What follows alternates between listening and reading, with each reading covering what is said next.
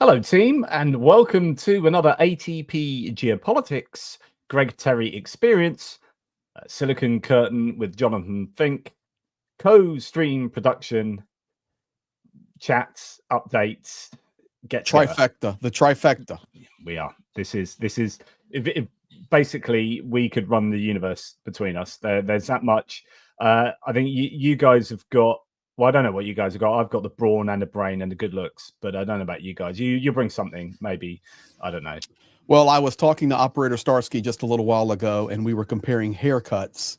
And as people in my live, I released it last night that I got glue in my hair and I had to shave my head. I couldn't get the glue out, so I was talking with Starsky just an hour or so ago, and he sent me a picture back. He goes, "Bro, I got more hair than you got now." So having a good time. It'll grow out quickly though. There's nothing like. I kept wearing a hat and I'm going, you know what? I don't like wearing a hat when I'm streaming. Jonathan Fink and I, we're courteous to our audience. It's just Jonathan Pearce that puts a hat on.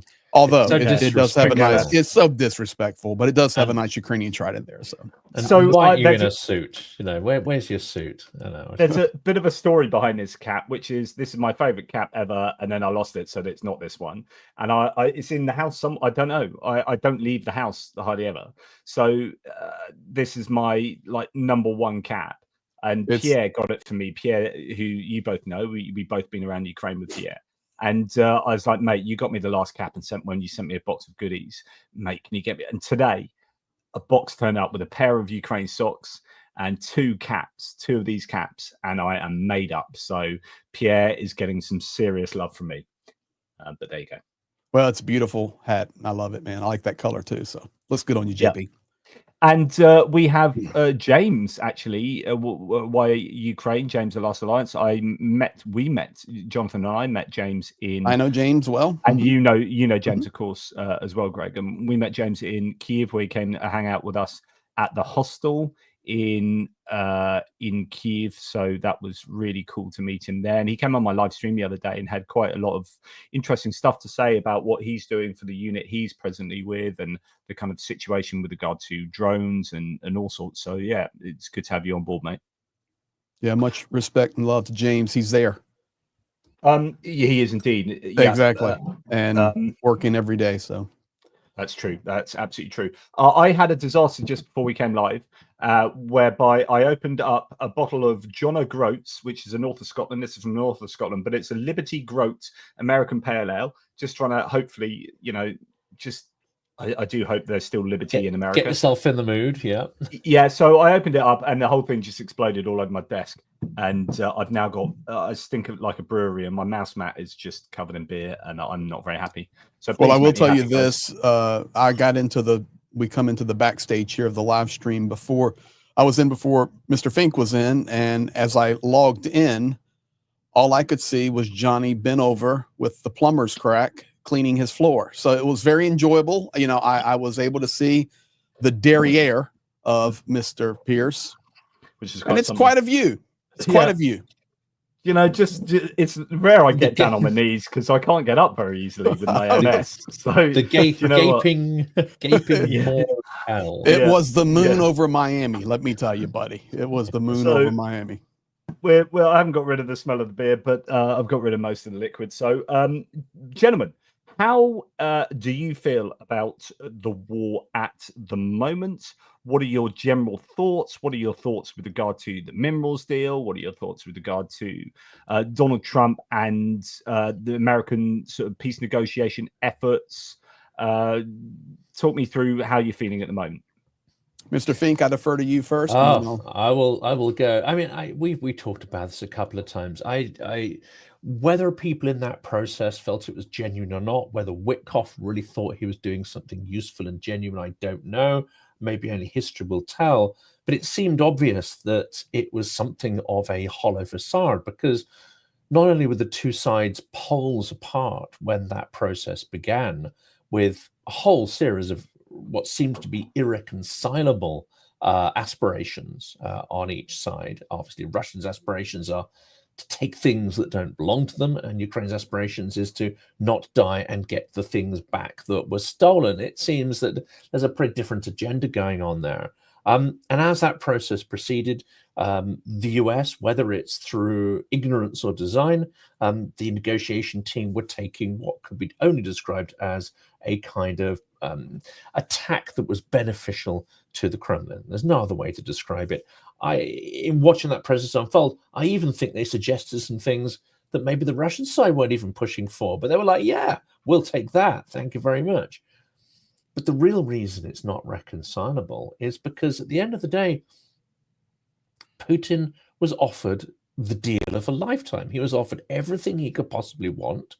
And he had, for a while, the US prepared to beat up Ukraine to try and force them to capitulate to Moscow. Did he take that opportunity? No, he basically threw it back in the faces of the US. And I think this tells me something absolutely critical. Again, we've discussed a few times. Putin not only does not want peace, Putin doesn't need peace anymore because his regime is now constructed on a militarized society and a militarized economy. And if that was to suddenly, let's say, demilitarize or suddenly not have a conflict to justify it, I don't think his regime could survive that shock. Now, his regime might not survive the militarization phase we see at the moment, but certainly it buys Putin more time. And at the moment, I think he's in the business of buying more time for his regime, irrespective of the cost. So this whole process, it's almost an inevitability that it was going to collapse.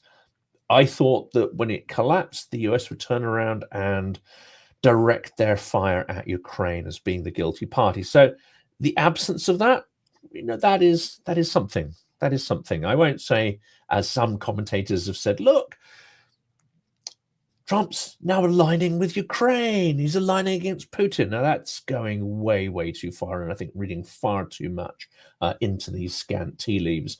But what's certainly the case is that process has been demonstrated to those involved that it's not going to go anywhere, and perhaps they'll realize that it never was. I concur with that. I will tell you, Trump came out about an hour or two ago with a statement stating, and he said, we're basically at the end of making a final decision in regard to trying to continue the mediation or continue whatever role we were playing, which was a joke with, if you consider how we were playing that game with Witkoff as our representative. That may be the video there, but he just came out with that. We're at a very, very critical time for this war, and so here's what's happening. I'm watching it right now. We have 48 minutes until the Putin declared ceasefire comes into effect. That happens in 48 minutes. We all know, I put out a video earlier, and many people, you've already watched it, and thank you. Massive Ukrainian attacks over the last 24 to 36 hours, completely disrupting everything in Russia. I'm talking air travel. Actually, that's been going on since the minerals deal. I don't know whether the minerals deal unlocked something, whether they were holding back. But it seems like I'm sorry to interrupt, Greg, but it seems like when the minerals deal was kind of done and dusted, Ukraine just went, right, let's have at it. And they've been hitting with like 100 drones a night. Let's be honest. The Russians claim there were 524 last night. Let's be honest. The minerals deal is a deal. It's not going to bring massive benefit to Ukraine or the United States for a decade, but it's a deal. Trump can say, I made a deal, and it's time for me to make another deal somewhere else. Right now, I'm just getting information out of Israel tonight, and guys that are on my channel, they know I work in so many nations. I went live and was dealing with India and Pakistan, but I just got information out of Israel within the last 30 minutes that they are getting the hints. Trump yesterday saying over the next 24, 72 hours, I'm going to have this great big statement. Well, Israel is already putting it out that the statement's going to actually be about Gaza.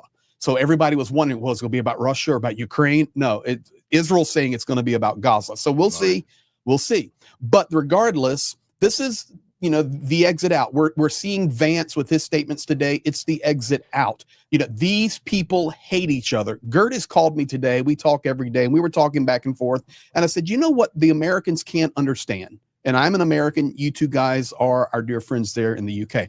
All right. Here's what the Americans can't understand. And my grandfather, he's passed away now, was a highly decorated World War II hero, naval hero. He was in the Pacific realm. He also was active at the Cuban Bay missile crisis there, the Bay of Pigs. He was highly decorated in the Korean War. And here's what most Americans can't understand. And that is, since World War I, we'll come to World War I and forward, because prior to that, 1800s, 1700s, yes, we had battles on our territory, Civil War, etc. But World War I and forward, we have only fought foreign wars. We've never had the bombs dropping on our cities, on our territories. We've never had, territories taken or civilians killed or anything that even Europeans and you wonderful folks there in the UK, you dealt with so intently in World War II. So and I will just leave it as our lunacy there in the White House, when they make statements, it's not only ignorant, but they can't even understand. So when Vance comes out and says, well, these people just hate each other. Okay, you don't understand what is actually happening because you've never experienced this on your own dirt. Now, I will tell you, today I had a long conversation with my partner, Zhenya, there in Ukraine, and you were asking just in general, how are things looking? It's hell right now on the front lines. Over the last few days, I now was just informed 2 hours ago, I've lost some very dear friends of ours that we support. If I was to put their pictures up right now, you guys would recognize them from videos that I've done with them over the last 3 years. So, and it's a tough day for me today. Zhenya had to call me and say, hey, man, this guy's gone. This guy's gone. This guy's gone. This guy's gone. This guy's gone. And I mean, literally, and this is all over the last 3 or 4 days in very strategic places that are not zero lines. Yes, zero line losses, but I'm talking even back. FPV drone striking back 5-10 kilometers, killing some of my friends. It's very, very difficult down Pokrovsk way, the road connecting Pokrovsk, Mirnograd into Konstantinivka. That road is hell, and Russia is gaining more and more control of that, which will then give them back access into Konstantinivka. So they're coming into Konstantinivka from the backside, coming up from Turets, coming in from Chasiv Yar. And it's very, very difficult. Parts of Slavyansk right now are completely de-energized because of some glide bombs that just came in. This is what's happening. It's very difficult. So I'll throw it back to you because you asked. So Jonathan was talking, Mr. Fink was talking about, the political side of it. I'm giving you some of the military side of it. But what's interesting is in 43 minutes, Russia ceased, and I'm watching their news right now. It's going to kick in, and they're going to talk about this. So Zelensky came out 1 hour ago and said, we still are ready for a 30-day ceasefire. 30-day. Russia is stuck on the 3-day for the victory parade. So you have no way to rectify that situation. They completely view it differently. Now, I will load up a video. In fact, let me do that because just a few minutes ago, and this is important to see before we go on. Right here. Just watch this. Okay. I'm sorry, John. Just watch this, and then we go forward because this is what we need to have as a basis. The Kiev regime's actions today and yesterday, all right, knowing that world leaders are coming to Moscow. There you go. Try again. Doing what they're doing. Sorry, my map was just... Well, the Kiev regime is well aware of President Putin's initiative to declare a temporary truce for the holidays. The Kiev regime has yet to make a single statement expressing readiness to join this initiative. We've heard many ambiguous statements at various levels before, and now we see their real actions. They continue to show their true nature, their unwillingness and aversion to peace, and their tendency for terrorist acts and strikes on civilian targets, which can only be described as such. And this justifies the continuation of the special military operation. Right there. Okay, so that statement was 1 hour ago, Peskov to Zarubin. Zelensky, 1 hour ago, stating again, we still stand behind for now almost 2 months, a 30-day full ceasefire, and then we can have a talk. So you see Peskov saying, hey, you're not accepting our 3-day ceasefire for the holidays. This shows your terroristic regime and validates the continuation of our special military operation. So that's where we're at military-wise, and all that's within the last hour. I will add to all of that a bit of background. So what you were talking about, let's go back first of all to JD Vance, in case people don't know this. So JD Vance has come out, and in this talk here, he said they hate each other so much, Ukraine and Russia. If you have an hour-long conversation with either side, the first 30 minutes is about them complaining about some historical grievance from 4 or 5 years ago. Which is just, I think, pretty insulting, by the way, from JD Vance, pretty terrible. But then there's this article that's come out where Vance has said US believes that Russia is demanding too much in negotiations over Ukraine, as if like, what, finally you've got there? So JD Vance saying that, you know, the Russians are just demanding too much, to which Trump then replied, Trump weighed in on JD Vance's comment that Russia's asking too much in talks. Maybe he's right. We're getting to the point where some decisions have to be made. I'm not happy about it, which is really revealing in itself, because he's not happy about it because he's going to have to be harsh to Russia. And he doesn't want to be harsh to Russia. I mean, this is where we're at, completely predictable, but it's about freaking time, mate, because Russia have been taking the mickey out of the American position, really, and out of the Trump administration for too long. So that is long overdue.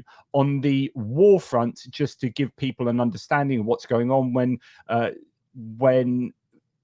Greg was talking about what's going on in Konstantinivka, we have Bakhmut, Chasiv Yar, Konstantinivka. You've got the T0504 highway that comes from Chasiv Yar through to Konstantinivka.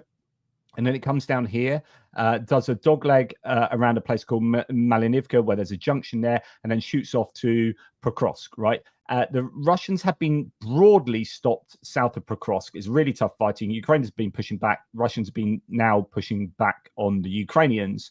But it is a bit of 6 one half dozen the other there to some degree.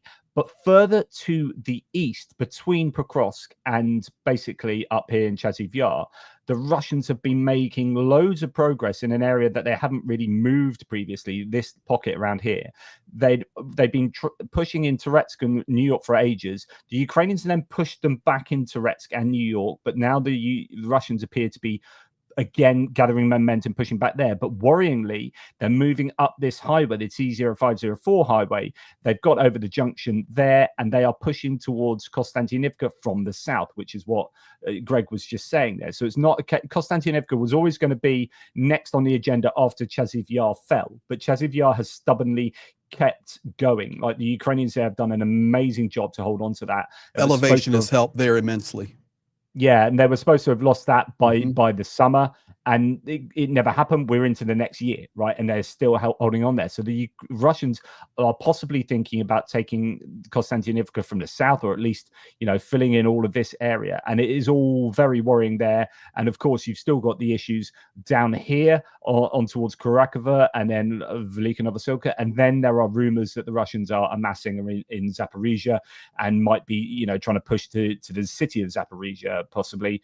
You know, even you could even worry about them going across the reservoir there. So, you know, rumors about this, and well, it's not rumor. It's not rumors. And Liman as well. It's not rumors. They have amassed some equipment there south of Zaporizhia, where you were just showing. They've also amassed some landing boats down towards Kherson. They want to get on that side of the river down there. Yeah. Good luck. Yeah. Good luck. Good luck on trying to get up towards Zaporizhia. It's some of the most well-defended area between basically they're at Energodar, Zaporizhia nuclear power plant, wrapping around. We're down in that area all the time. So it's tough. It's very tough, but Ukraine is stabilized there very well. The problem is, unfortunately, when Russia made their push up in the Sumy region, Ukraine had to rotate a little help up there. It wasn't overwhelming, but it was enough where it's given Russia a little bit of ground there. And I'm just calling it like the halfway mark. I call it the hook in the road.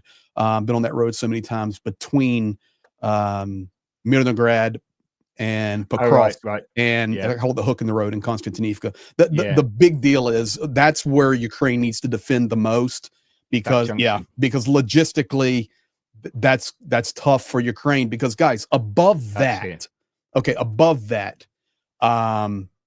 you look up there and you say, well, Ukraine controls everything above it. Okay, they do, and they're defended well, but the infrastructure has been destroyed. Those villages are leveled. Those towns, the homes are destroyed. The roads are in bad condition. It's just, when people look at the maps, and Jonathan, you both of you guys have been there, and I've actually had Johnny down on the front, and it's so much worse now than when I had you there earlier, Johnny Pearce. It's like, if you could see Pokrovsk right now, it would blow your mind.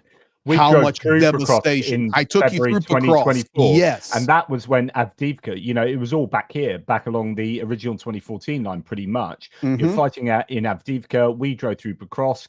There, we had a nice little time, like at the sign of Pokrovsk with the raccoon, and that was all, quite away from the front line. And now I'll tell you like this: Pokrovsk is starting to look like Bakhmut. Bakhmut, yeah. Yes. Yeah, it's terrible. Yeah, but Ukraine's holding. They're holding. The issue is there, since you're looking at the map, and we'll go into other topics, I'm sure. Russia really pushing hard right now to get at least a boot on the ground in the Dnipropetrovsk region.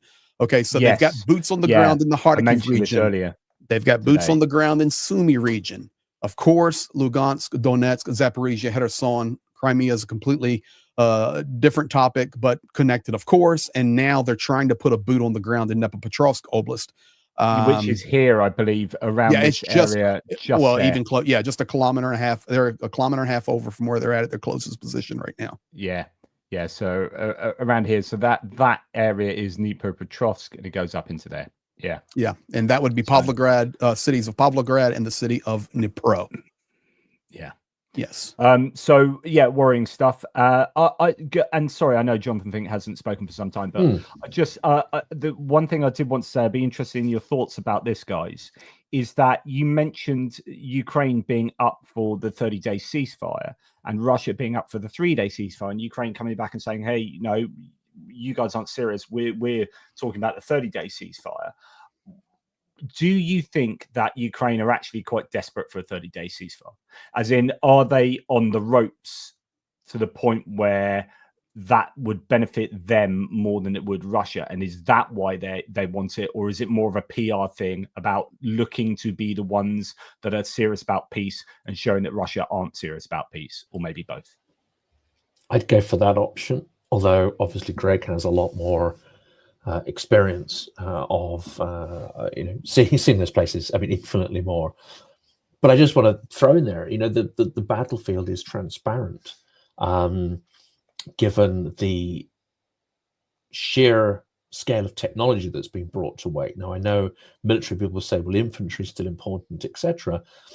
But there's an extraordinarily rapid technological advance, which means that this transparent battlefield dramatically exposes Russian armor as they try to advance in these places. So yes, they're inching forward, but it all comes at incredible cost. I just want to throw that in there. So my guess actually is that Ukraine is doing this for, to be seen as doing the right thing. Ukraine doesn't need a 30-day ceasefire. Ukraine wants to win the war, and Ukraine is trying to build a coalition, and Ukraine is a nation of ethics and moving to the West and trying to build proper relationships with the European Union and the United States of America and many other nations. And they are demonstrating that they want peace. They want to find a diplomatic way to end the war. That doesn't mean give up anything. That means come to a position where we can talk. But it's such a strategic move on Zelensky's part. He is the one, and his team and the Ukrainians, you know, they always make these jokes about Donald Trump playing 5D chess. Listen, he couldn't, well, forget it. That's a different topic. The Ukrainians, President Zelensky, it was the smartest move ever to say, we fully want an unconditional 30-day ceasefire across all the lines. We completely agree with you, the United States of America. And all that has done has shown the world that it is Russia, as you said at the beginning, Jonathan Fink, Russia wants war. They need war. It validates Vladimir Putin. It validates that evil regime. So when Ukraine did that, that was a brilliant move because it validated that it is Ukraine that actually wants to push towards a peace and towards communication and find a way to get their land back and to have reconstruction. And we know none of that's going to happen, but that's why it was such a good move, because now it puts the onus on Russia, and we're seeing that. So for me, I can tell you right now, Zelensky signed a thing yesterday where Ukraine's ready to start exporting weapons to build their economy. Listen, I mean, they basically shut down Western Russia today. They basically shut down Western Russia. At one time, there were 7 airports closed, and the airports were not being struck. They just had that many. They had that many drones in the air, and Volgograd is been renamed Stalingrad for this victory celebration. A couple of hours ago, they took down the sign saying Volgograd and put up the signs that said Stalingrad. So they're having fun. And we already know they're renaming the airport Stalingrad Airport because they were asked. And listen, they'll probably rename the city back to Stalingrad as well. But I've got the video of them putting the signs up and cheering. We've renamed it Stalingrad for the celebration. The reality, historical revisionism. Yeah. The reality is Ukraine over the last 48 hours or so has literally crippled Russia. Breaking news update on this, because, you know, when you've got 60,000, probably more than that eventually, people stuck in airports, when you've got 350 plus flights delayed, it's a knock on to that as well. So that plane then can't go to there to then pick up the people to go to there. And all of this is part of this mosaic of very intricate planning for airlines. And it's not only going to ruin things inside, you know, Russia, it's going to have knock-on effects, but it's going to hurt their economy. It's going to hurt the victory parade preparation. Think of the dignitaries being held up, you know, the diplomats and ambassadors and leaders who won't even get into the country. Okay, both of you been in Moscow. Both of you been in Moscow, right? Yeah. Okay, so we've all been in Moscow. I've been in Moscow many times. There's lots of the highway infrastructure there, and there's tunnels that go under the ground where the cars. I'm watching video. Oh, they're stuck everywhere, and Ukraine's trolling them, going, I guess, well, you're getting carbon monoxide poisoning. Turn your cars off, at least if you're stuck in the tunnels. You know, the entire infrastructure. Taxis are unorderable. Mobile communications are down, and that is also due to take out that ability for Ukraine to latch onto those towers and to those signals the same way that Russia does in Ukraine. I'm being fair. They both are very good at doing this. Let's be honest, using these drones. That's it. Hideous, isn't it? They're just sitting there. So choking.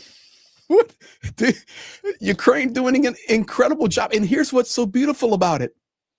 They're not blowing up civilian buildings and killing grandmas. They are crippling this nation right now with strategic strikes and pressure. It wouldn't surprise me if some of those drones sent towards Moscow today were just decoys as well. Like, all they needed to do was not actually try and damage Moscow, not actually try and hit any particular, strategic target, but send drones to cripple they're so worried about the parade. It's just perfect. And they've built up over the last week to actually also destroy. And something I guess maybe the information will emerge, maybe history will let us know. But the last week, and in fact, I'd say the last month, and Greg, I'll be interested, particularly from yourself, because you probably keep more of an eye on this, but there's been very little what's called BDA, battle damage assessment, from strikes into Russia for the last month or two, maybe. There's a very good OPSEC. I think the Russians have tightened their OPSEC, and we're actually getting more imagery coming out of Ukraine when Ukraine's getting struck at the moment than we are from Russia. Yet we are hearing from the Russians themselves that the Ukrainians are sending hundreds of drones a night at the moment, like 100+ drones. Last night they claimed they shot down 524 drones plus a bunch of Neptunes plus. Now, if that's even remotely true, there's an absolute ton of drones flying into Russia, and there's undoubtedly a ton of things being hit. Now, occasionally we are getting news about certain facilities being struck, but I am hoping, and this may be hopium, but I'm hoping and thinking that the Ukrainians have probably done a great deal of damage over the last week that we haven't really heard about, and the Russians might be hurting behind the Iron Curtain somewhere. So, yeah, at the minimum, they have shown Russia what they can do. Russia knows what they can do, but now they've shown Russia what they can do, and they've shown the European Union, Great Britain, they've shown the United States. And this is why I think when you start seeing JD Vance come out and say those people hate each other, and then you see Trump saying hearing about that statement from Vance going, well, we're just getting to the end. It's just going to be over, and we're going to have to wash our hands of it, basically, because they're just going to fight on. What did he say? I'm so disappointed. I'm so disappointed, or something. It was some phrase. I've got the video over here. He said 2 or 3 times. The bottom line is, we've known this.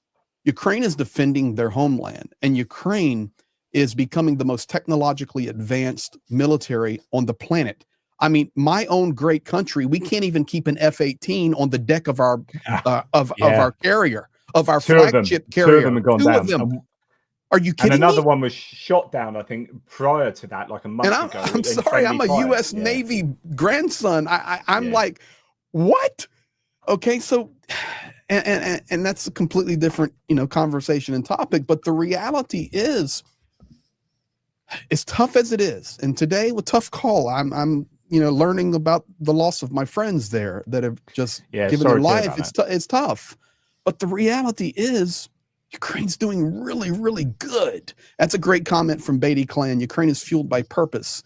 And I think, just from who I talk to, what I talk to, and what they tell me, that Ukraine has a lot more surprises in store for Russia. And I personally know,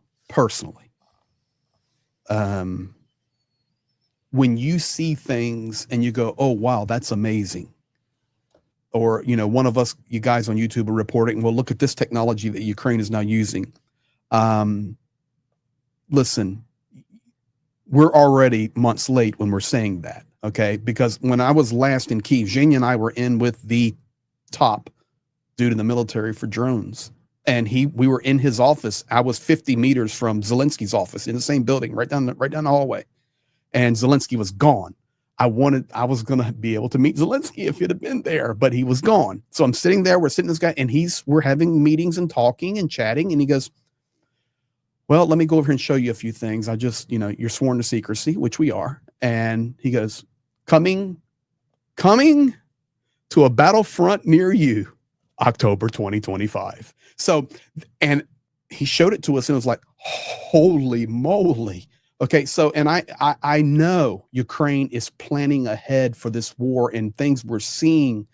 I I believe this is the week that's going to tell us. But with this victory thing going and all the rhetoric happening, looks like the Americans may be walking, you know, or backing up. However that will look, I think we definitely going to know come the 10th of May where we're headed.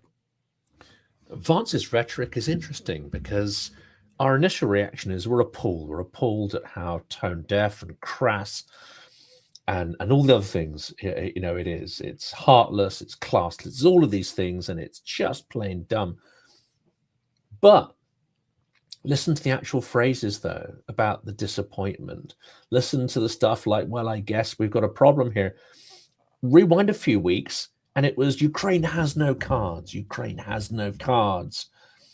They believe they backed the right horse. They believe they backed a winner, and they're going to cash in. This week, they've noticed that their horse is fit for glue, and he's not going to make it across the finish line. They've been sold a pup. They've been taken down the road. They've been coerced into believing an absolute lie. They've been Potemkin facaded by Putin. I think that's what's going on. They're not Russian assets. They just thought, like, we're backing a dead cert here. What is Ukraine? I mean, it's nothing. It's nobody. It's not a sovereign country. It's an invented thing. You know, they consumed all of this nonsense. And now even they can no longer avoid the reality that they've backed an old nag that is about to expire, and Ukraine is pulling ahead. Interesting. It's another thing to throw in here.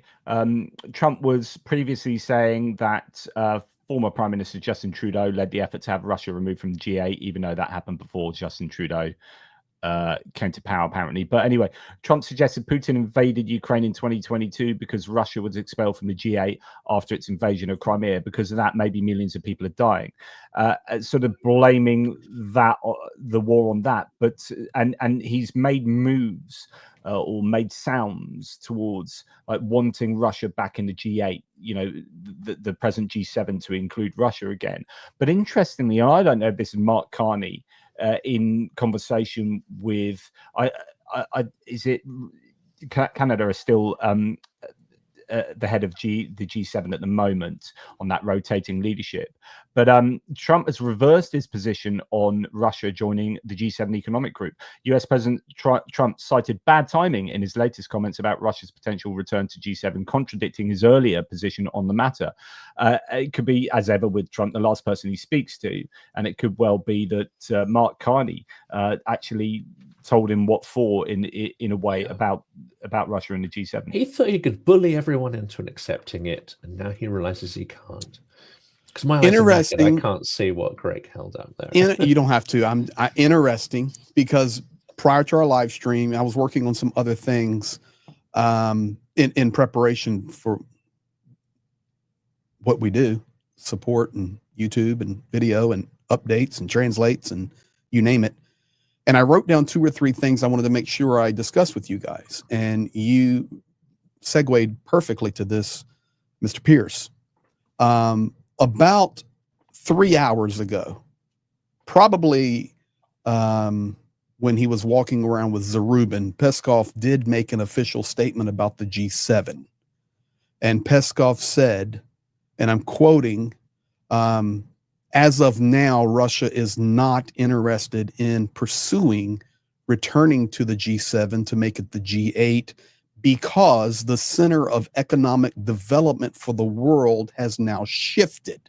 So we have no desire now to be partnering initially with Canada, France, Germany, Italy, Japan, UK, and USA. We are looking to China and Brazil and India, the BRICS, of course. So interesting, Peskov did make that very statement today.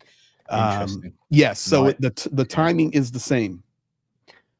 May I just to split this up a little bit because it'll take too long at the end, do some thanks now? Is that okay, let's guys? do it, man. I've got some as well. I know you've got them all there.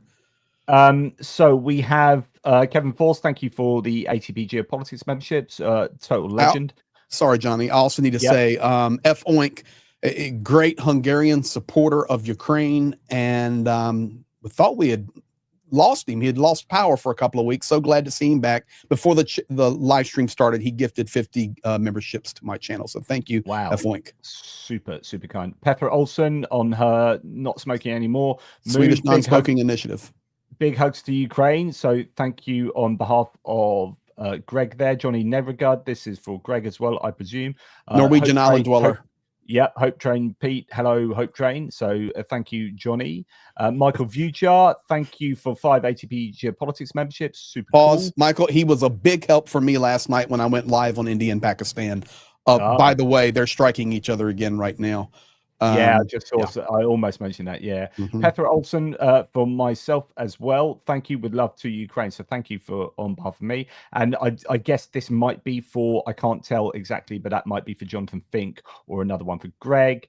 So thank you, Petra. That's Mr. Fink. Whether Witkoff thought, boy, you have an optimistic worldview, Jonathan Fink. Whether Witkoff thought so, he doesn't think. Fink is saying there. So thanks for that Hungarian love. And we have Don Cornu. Russia is reeling. Slava Ukraini. I hope they are reeling. I hope they are. And then gifting 10 Greg Terry memberships. Super kind. Stephen Bendal, thanks for the Norwegian love, my man. Hope you are well. Ida, some more Norwegian love here. Thank you, all three. You are truly heroes. Well, I don't think I am, but there are certainly people out there who are. Yeah. And sadly, Greg has lost some that he knew. So, but thank you, Ida. That's very kind of you. Haji, I presume for Greg, but I don't know. Flex Seal, broken beers, plumber's crack. I don't know who you're talking about. Oh my. And I do need, this was probably an earlier statement that you missed also. F-Oink, he's been a crew member on our Hope Train for 4 months. He said, Greg, change the lights. The glare is blinding me. And that's in regard to that's what you have, right. I see. I was wondering. I was like, the lights are all right. Will the retirement of Kadyrov cause major problems for Putin, asks Paul Gilbert, both internally and on the front. What do you guys think? I talked today with my good friend Konstantin about this one. What he said is fascinating, because Kadyrov clearly wanted to make a point, and he wanted to make a point just a few days before Victory Day. Imagine how busy Putin is. She's arriving. There's all this stuff going on. There's drones taking out infrastructure. Is Chechnya top of his list? Did it even come to his top 10 at this time? No, it absolutely doesn't. But he made time to quite visibly meet Kadyrov face to face at the drop of a hat. That shows, I think, weakness. It shows how much dependency he has on Kadyrov. So the last thing he's going to want is for Kadyrov to retire. And we have to also, where's Kadyrov going to retire to? His sons are not going to take over. Well, the grave, I think, really. Well, it's a suicide mission if his sons were to take over. So clearly, according to Konstantin, he is going to be trying to negotiate an exit for his entire family and security guarantees.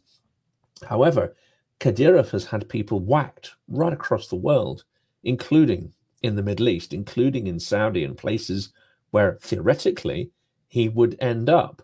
He knows perfectly well that he's probably not safe in those places. So I think this is a delicate negotiation going on about what kind of guarantees could be provided for him and his family for the next phase. For Putin's part, he's almost certainly going to try and persuade him to stay on. Kadyrov also is going to be trying to make sure that the person who takes over Chechnya is someone that he believes he can place trust in, who isn't going to pursue him and his family to the ends of the earth. Putin is not showing signs that he's going to commit to anybody publicly or let Kadyrov decide who's going to take over. So there's a big old political game there. I would call it more of a knife fight than traditional politics. But certainly the optics of this are extraordinary, that Putin should meet Kadyrov in this week of all weeks. But don't expect his resignation soon. It hasn't been formally announced, and I think there's a lot more, bargaining going on there. But if Kadyrov did go, if Chechnya started to fall, that certainly would significantly weaken Putin's regime, no doubt. And it takes away one of the really big cudgels he has to threaten anybody who steps out of line with, you know, the Chechen warlords and assassins who can be unleashed on them. Yeah, I agree with Jonathan's perspective there completely. Today, Vladimir Putin is meeting nonstop with world leader after world leader after world leader after world leader. I'm watching them go unfold over here. The biggest news, of course, tomorrow is dedicated to Xi Jinping. But today he did sign a new agreement similar to the agreements that Russia has in place with North Korea and Iran with, drum roll please, Venezuela. So Maduro, of course, that's, you know, South America. It's not as close as North Korea and Iran. Something today, didn't they? Yeah. Yes, they signed basically the same types of agreements with that he has with Iran. So you just see that the polarization, and this is maybe I ask you two guys, because, you know, politically we see things differently in some things, and other things we completely agree. You know, I mean, the closest thing Johnny Pearce and I have is, you know, how devout of a Christian he is. You know, I'm doing my best to keep up with him. But the reality, I can't stop Christianing me. The reality is, I believe the world is becoming more polarized every day and divided in this division line that even Putin and Xi talked about early on in the war. After 2022, that fall, they talked about, we are moving to a new world order, and you will see it unfold over the next few years, where it will not be American driven, dollar driven, et cetera, et cetera. And we're really, and I'm not a doomsdayer, I'm not a naysayer, I'm a fighter, but the reality is we're seeing it.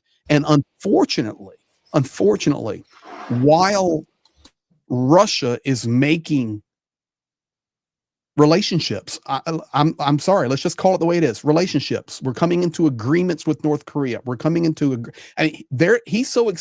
Putin can't even wait to go to bed tonight so he can get up tomorrow and talk with Xi Jinping all day, because he wants to salivate over that relationship with China. And we need to watch what unfolds from those meetings tomorrow. But China, North Korea, India, and the BRICS, you keep going on. But unfortunately, what is happening, VD Hertz, I'm coming to the economics now. What is happening is the United States is completely missing the ball.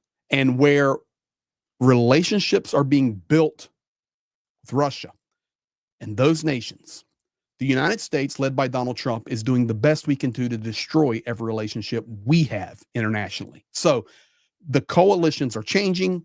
The strengths are going in different places, and that, of course, includes economics as well as military strategies, and the list goes on. But we are destroying every relationship we have, and that's a point I think that we're missing, and Russia's not missing.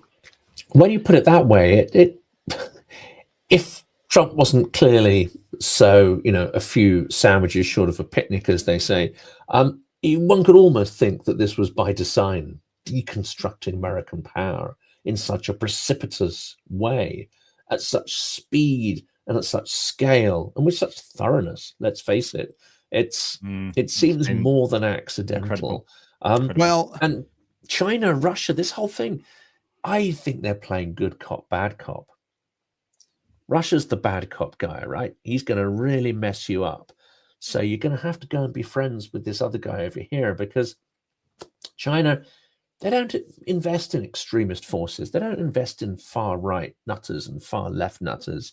They tend to sort of say, look, you can have your sovereign democracy and little toys and whatever, but come on, if you're our friends, then we can keep the school bully at bay, and you can keep your little bit of lunch money and whatever. But I think there's a tremendous divide and conquer here going on a global scale. And I think they're in cahoots on this game. I think they absolutely are. And it's emblematic. Just this clip popped up, and I'd love to hear what you guys say. But especially, you know, Jonathan, on this one, AfD in Germany. You have the US regime trying to beat Germany up for protecting its democracy and keeping an eye on extremist forces. Let's bear in mind, this is the country that gave rise to Nazism. So I think they're well within their rights to try and keep an eye on extremist forces.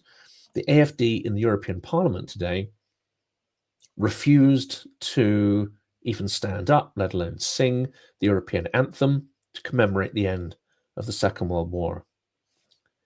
It's German politicians essentially refusing to commemorate the end of Nazism, and a US administration saying, you got to listen to these guys, right? You know, they've got their First Amendment rights. Never mind the extremism that they represent. It is, yeah. I've been worrying about the state of play in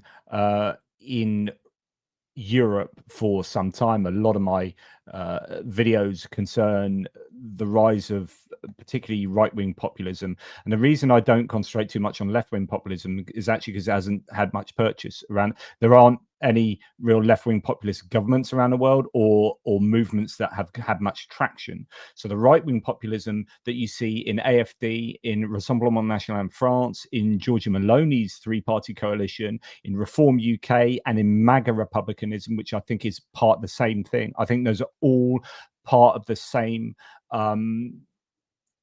political world, and that's why you see JD Vance and Elon Musk bigging up AfD and bigging up all of these players that are really divisive in Europe, because I think the Trump administration wants the destruction of the EU in the same way that Putin does.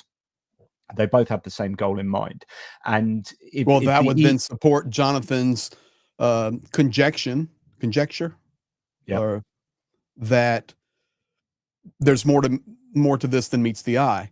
And I listen. Yeah. I can't believe.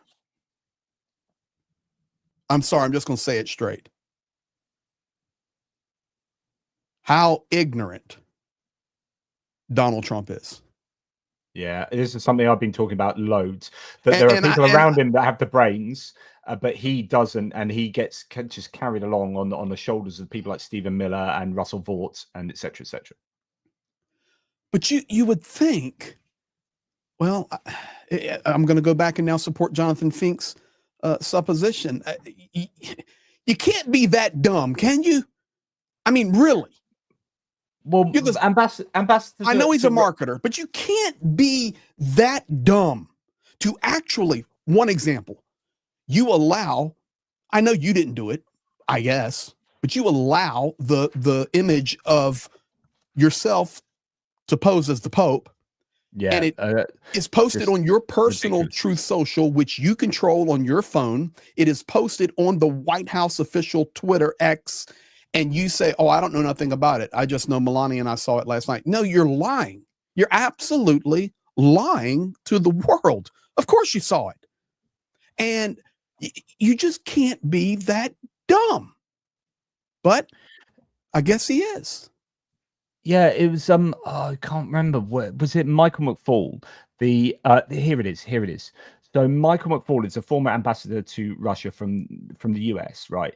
And we just had Mark Carney meet with Trump in the Oval Office, and Trump, and I've got a whole video on this coming out. I've recorded it much earlier today. It's coming out. I'll probably schedule it for the middle of the night UK time. Did you say that you and Trump have a video coming out together? No, I have a video of this interaction with Carney. I will stay up to watch that one.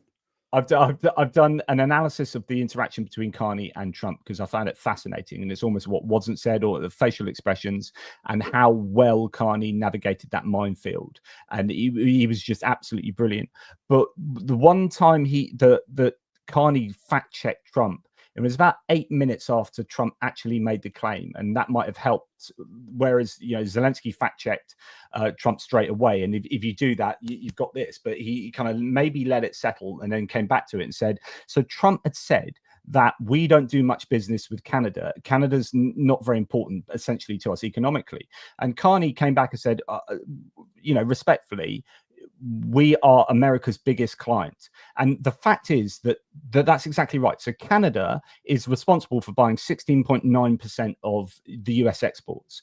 And Trump should know that. He doesn't have to know the numbers, but he should know that Canada is the biggest buyer of American stuff. So to sit there and say Canada doesn't buy much stuff off us is just not only empirically wrong, but it's 100% wrong. It's just really wrong. And Michael McFaul says, I wish our president would prepare a little harder for these meetings. His staff should also try harder to get their boss ready so that he is not embarrassed or is not embarrassing like this. And I keep talking about how Trump is fundamentally ignorant. And you listen to people like Fiona Hill as a national security advisor back in Trump 1.0 that was on phone calls with Trump when he was talking to Putin and et cetera, and she said he was woefully unprepared. Like, Trump does not prepare himself when he goes into any meeting or anything, because he's got this fallacy of invincibility where he just thinks, I'm the number one, I don't need to learn anything because I'm just going to wing it and I have the skills and I'm bombastic enough and I am the number one awesome human in the world. And so he just thinks he's going to nail it every time. And then he just embarrasses himself, but he doesn't really get embarrassed. He will just maybe get angry if someone calls him out, but he doesn't learn from these situations. And I don't think the people around him have the guts to correct him ever and to put him straight, and they just let him go for it because actually he's still usable. It's people like Stephen Miller around him that are the really bloody dangerous people that I think need to be watched out for. But anyway. Well, I will tell you this, that's not even the most disgusting statement he made during that interview. And what I don't understand is, why isn't this, called out? I know, Twitter's full X, whatever it is, calling it out. But why are we not at the level where we can really see the ignorance? And I will give you the best example. It happened in the meeting with Carney, and, he's sitting there and goes, I love Canada. And my mama's family's from Canada. So, I've got some Canadian blood in me. Canada's also got that great hockey player. Wayne Gretzky, the greatest hockey player of all time. Wayne, he's Canadian. So we love Canada and our friends. Now here in Washington, D.C., we have a great Canadian hockey player. In fact, he just beat Wayne Gretzky's record at that great Canadian. That's Ovechkin, who is a Russian who stood on the ice in Washington, D.C. and said, I love Russia, when he was being congratulated for the goals. Donald Trump thinks he's Canadian. Come on, man. You can't be that dumb. And it's just where, so what I think is the most revealing thing for me is when it was Bukele, the El Salvadorian president, was in the Oval Office, and Trump was questioned on the Supreme Court ruling, and he deferred to Stephen Miller and said, we won that one, right? And then Stephen Miller said, yeah, we won 9-0. And the Supreme Court did this. And he starts berating Caitlin Collins standing next to him and goes off on one about how they won how the Trump administration effectively won that Supreme Court ruling 9-0. But it was entirely the opposite. They lost that 9-0. But what that told you is that lies, just overt, 100% lies, appear to work, and that Trump is beholden to Stephen Miller. So, and then he repeated what Stephen Miller said in a Time interview, and it's in the transcript there. And in other words, the person that's running the White House, in my opinion, is Stephen Miller. I did a whole video on this the other day. I quite a bit of evidence to support this. He's the one that you have to worry about. And interestingly, Mark Carney, in his speech after the Oval Office interaction, he went and did a presser. And in that, he said, and all the people that were in the meeting, there were all the important people like Stephen Miller. And so Stephen Miller is the right-hand man. You've got lots of people now saying Stephen Miller is the right-hand man of Trump. And when Trump was asked in the interview with Kristen Welker on NBC Meet the Press, Kristen Welker said, your national security advisor, Mike Waltz, has now been moved. And he said, yeah, he's still great. He's just going to do a really good job at the UN. She said, who are you going to put in there? We've heard that Stephen Miller's going to be put in there. And Trump said, no, that's too much of a downgrade for Stephen Miller. And Trump, the national security advisor, who's your go-between between the Secretary of State and the DOD and all of and foreign policy, tying it all together. No, Stephen Miller's too good for that. and that's more evidence. That's Trump himself admitting that Stephen Miller is at the heart of everything. And I'm just going to finish by saying Stephen Miller is an evil fascist. And that's the problem with the White House, is you've got Stephen Miller at the heart of everything. Tell us what you really think. Breaking news coming in. I'm reading the Russian news right now. It's 3 minutes after the 3-day ceasefire. And the news coming out of Russia is the 3-day ceasefire announced by Putin has come into effect officially. Kyiv did not give any notification of support for Putin's initiative. They only continue to say that they will agree to a 30-day agreement, and we expect them to disrupt the 3-day ceasefire. But not they have done, but they expect them to do so. They expect them to, yes. So that's coming out 4 minutes ago. Interesting. Yeah, I'm fascinated to see how that's going to go. Jonathan Fink, did you want to say anything before I move on to some more thanks? Ooh. No. Greg, you were going to say something? Yeah. I was just going to say, I'll come back in a minute with one. There's another one. You go through the feed and it's just endless nonsense from idiots. But I was just going to say this, Johnny, if you wouldn't mind. There was an event that happened today in the United Nations in New York City that concluded with a standing ovation. Yeah, and I have a video. This is not a joke, guys. I know exactly what it is. It's the pianists and the Russian choir. Yeah, I got about a 20-second clip there for you. It's right there, loaded up. I loaded it in the thing. You can play that one. Okay.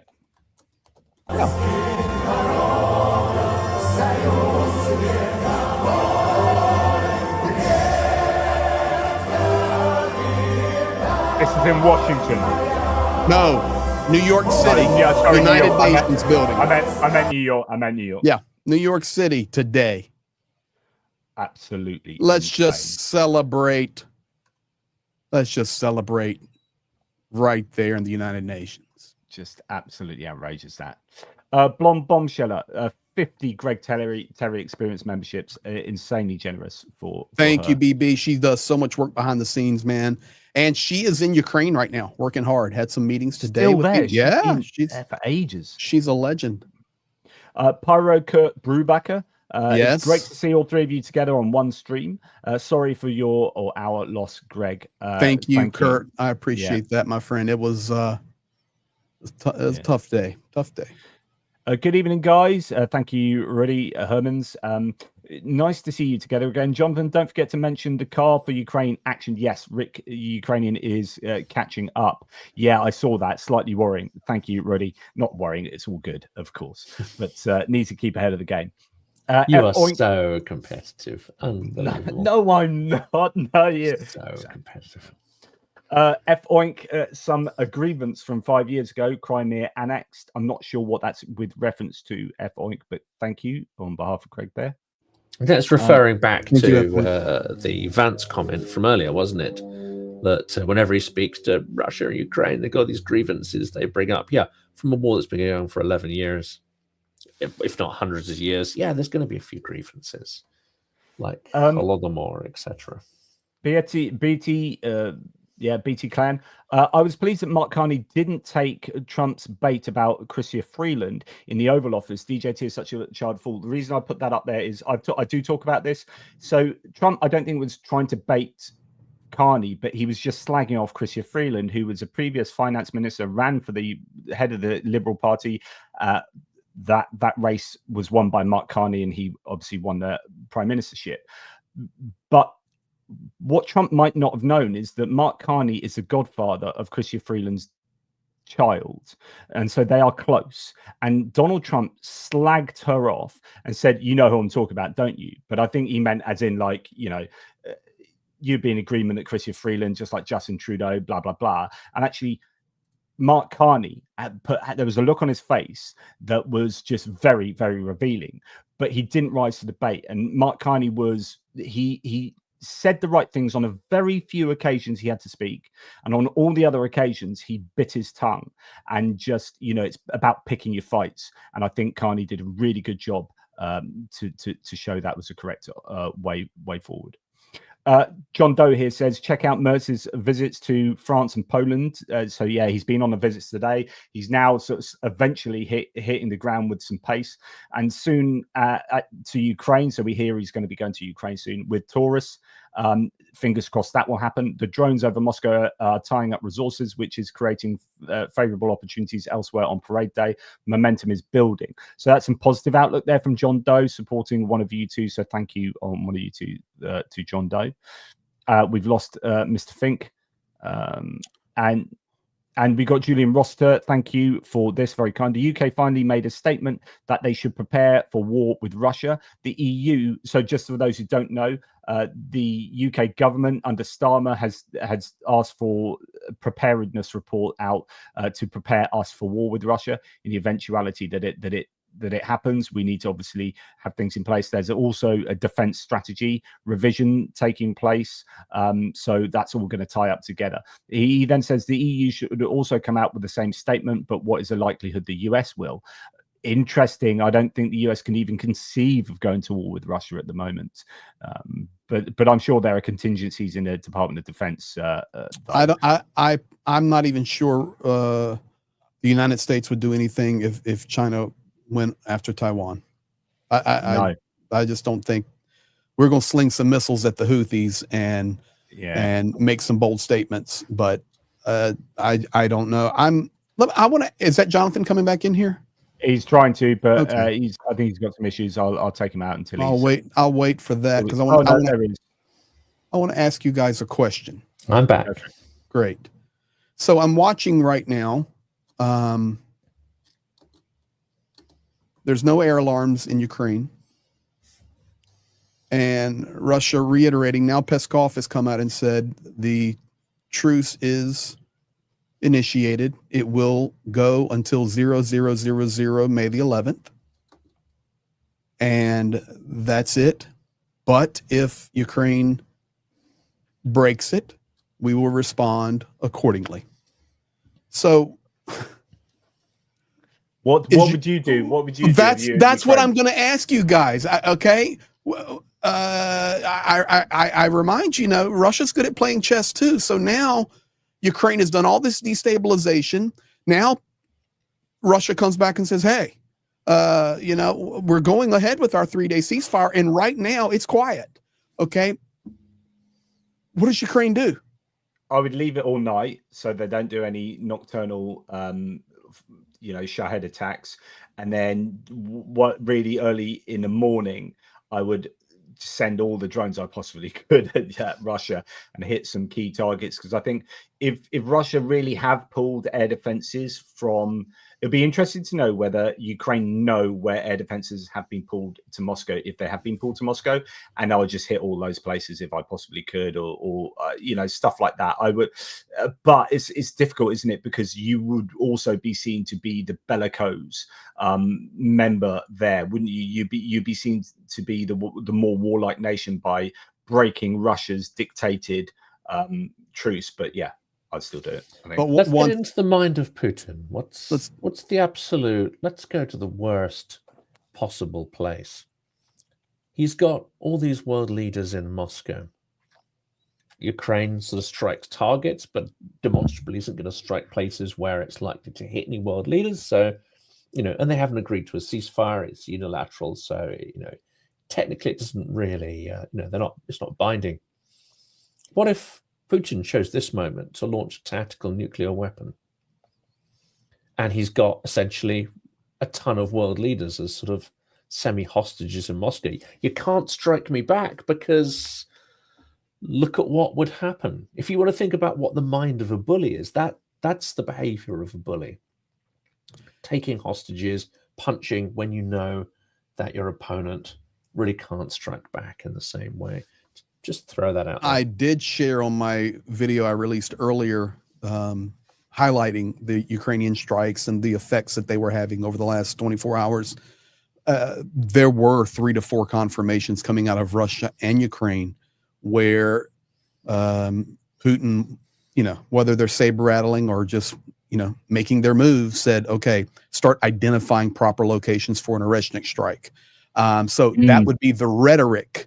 You know, it may not be a tactical nuke. It could be another Oreshnik. And listen, the Oreshnik's tough. It just is for Ukraine, especially now.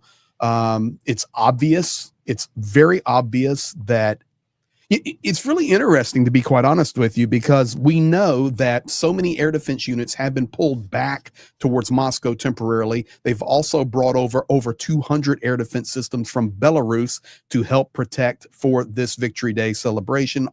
And I share with people, it's not just the 9th. This is a week of them glorifying this. It's a long party. It's a week-long party there in Russia with many different events happening nonstop. But it culminates on that Victory Day parade.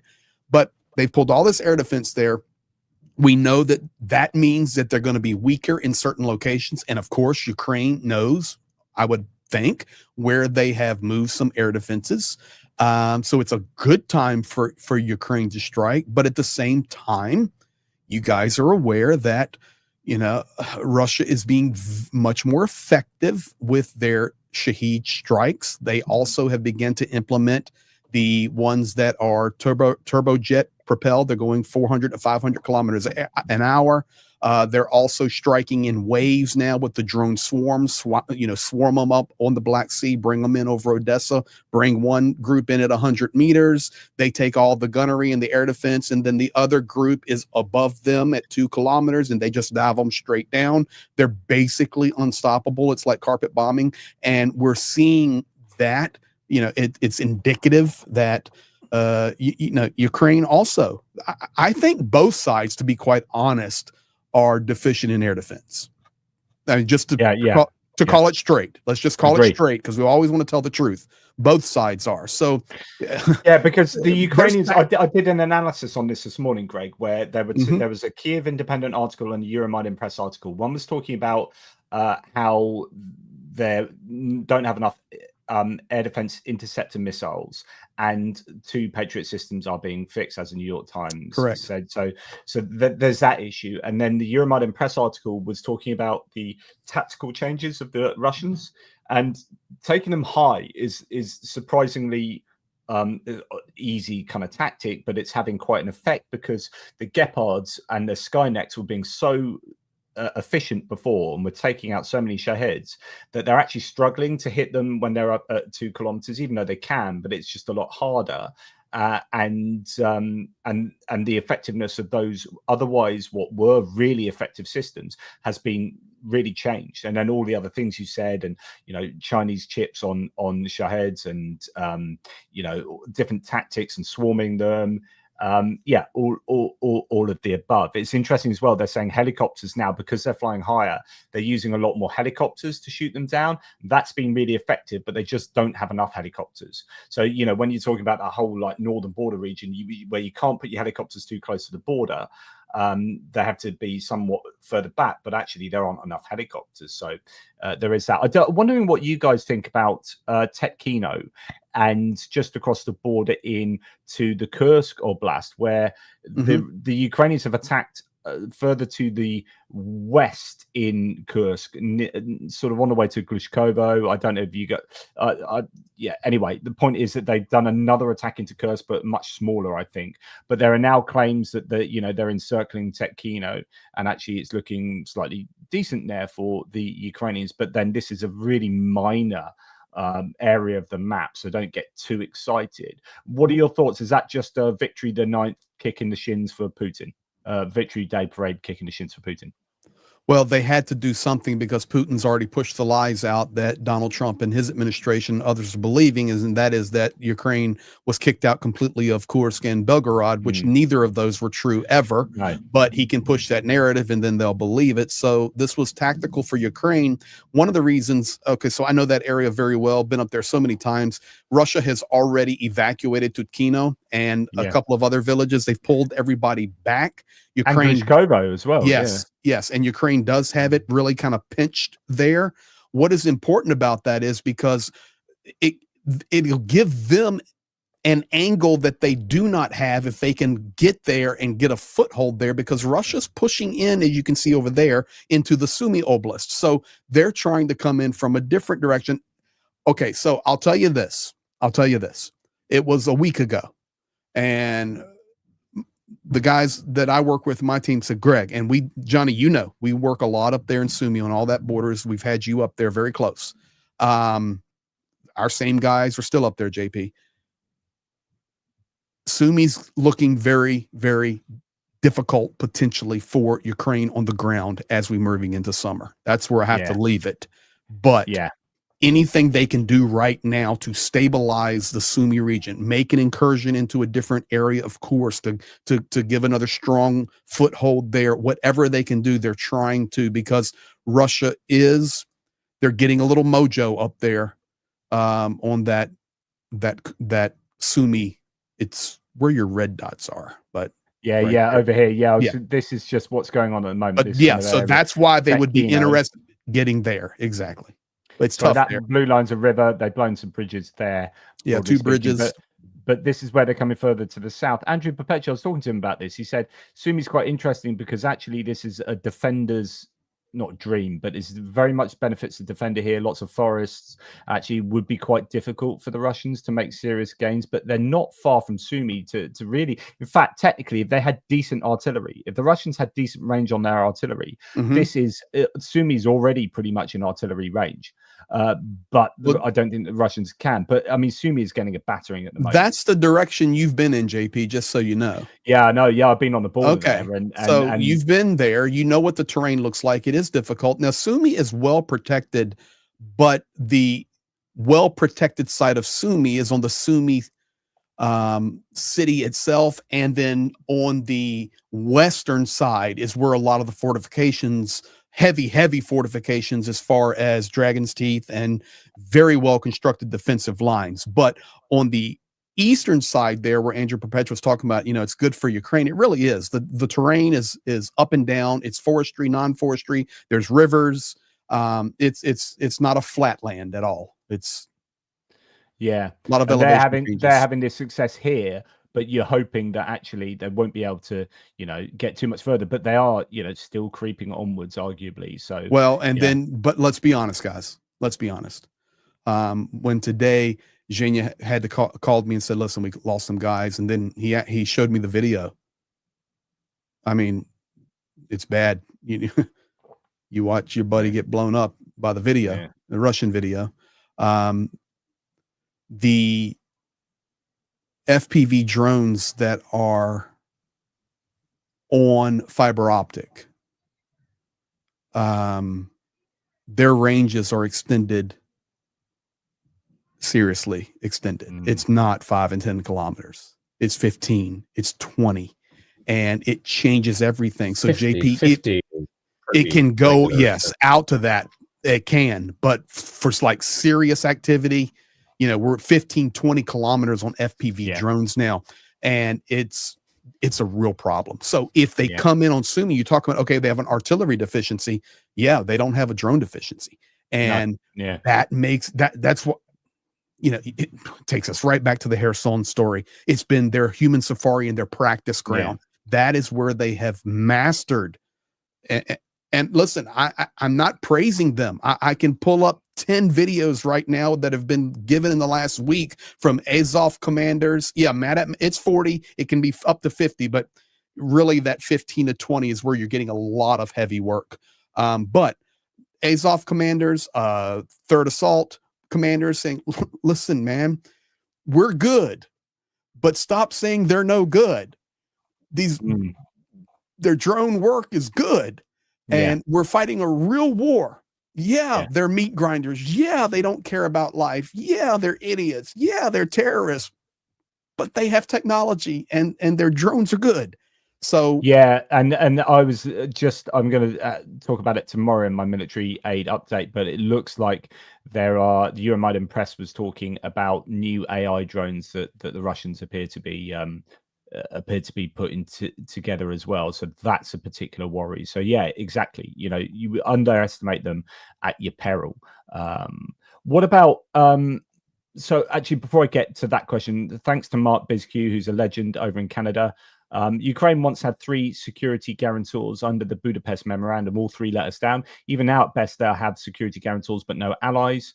There's a difference. Russia has allies, real allies. Will Ukraine ever have real allies? Yeah, I mean, you know, you can argue North Korea have been a better ally to Russia than anyone's been to Ukraine. Yeah, the world I think is you'd really have to fractured take place. some issue with that, though.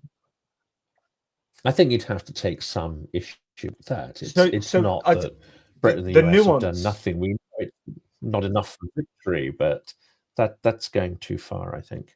Well, so I'll tell you what the difference is, in my opinion. The difference is that it's easy to be an ally of Russia if you're a dictatorship, right? So North Korea and Iran can easily be allies of Russia. China can more easily be an ally of Russia. When you're talking about democracies, and the EU is a conglomeration of almost 30 democracies, and the US is still just about a democracy. The UK is a democracy.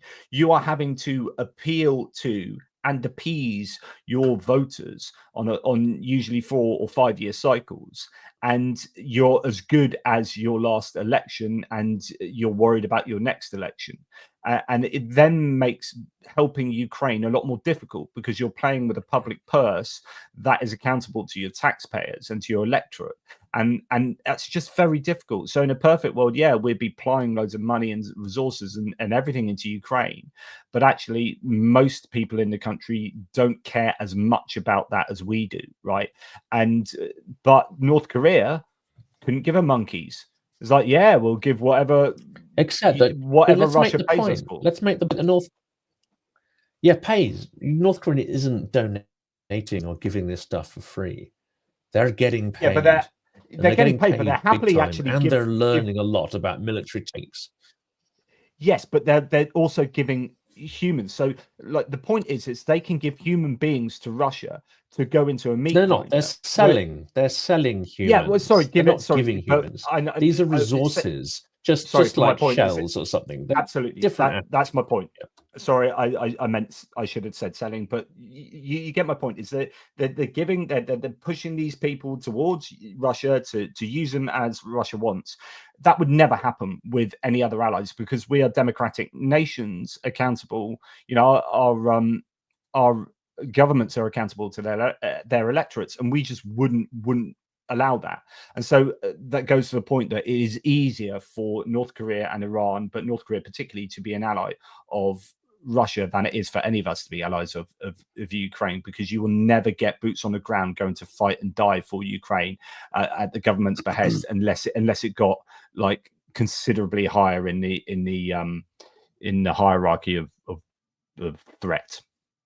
Wouldn't there be a difference also because you have an invading nation that is a terroristic regime versus a defending nation that is fighting not only a war against an invading terroristic nation, but they're also fighting a multifaceted war against propaganda, against corruption, and doing a bang-up job on all the fronts. They're fighting a multi-front war that, to this point, has been unfortunately mostly defensive just due to the sheer size of this war. So sometimes it's easier when you are conceptually a terrorist and your mentality is imperial, your mentality is just evil, and to partner with nations, it would seem that, oh yeah, okay, North Korea's there, and yeah, they're selling and they're receiving technology in return. We know that China is involved. We know, et cetera, et cetera. But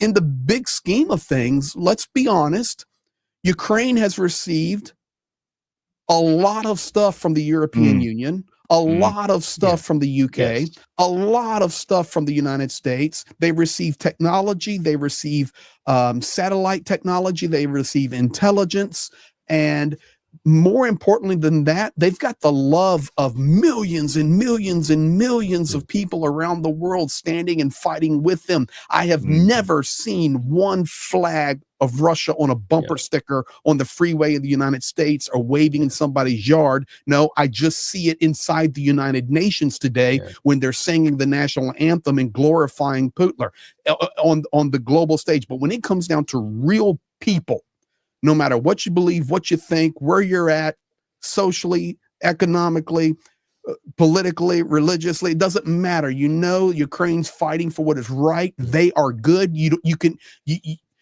be a blind, deaf, and dumb, and you know they're fighting for what is right, and you know that Russia is led by an evil regime. And if you can't see that, whether you're Donald Trump or you're Xi Jinping, then you are demented and you have a moral problem within yourself. So I think it's just not that overt activity. I can't tell you when I'm there Russia and doesn't tractor have real trailers. allies. Russia has alignment with other autocrats on certain issues that they find mutually beneficial. That's not real allies. This is killers prepared to tolerate each other because they have a common goal, but a heist or whatever it is. So I find that language completely unhelpful, and Putin wants Ukraine to believe it has no allies. No, I disagree. I disagree because I think the anger comes from Mark. I think the anger comes from the US because the US has become that transactional, was an ally. The US was an ally, and then it's walked away to become transactional.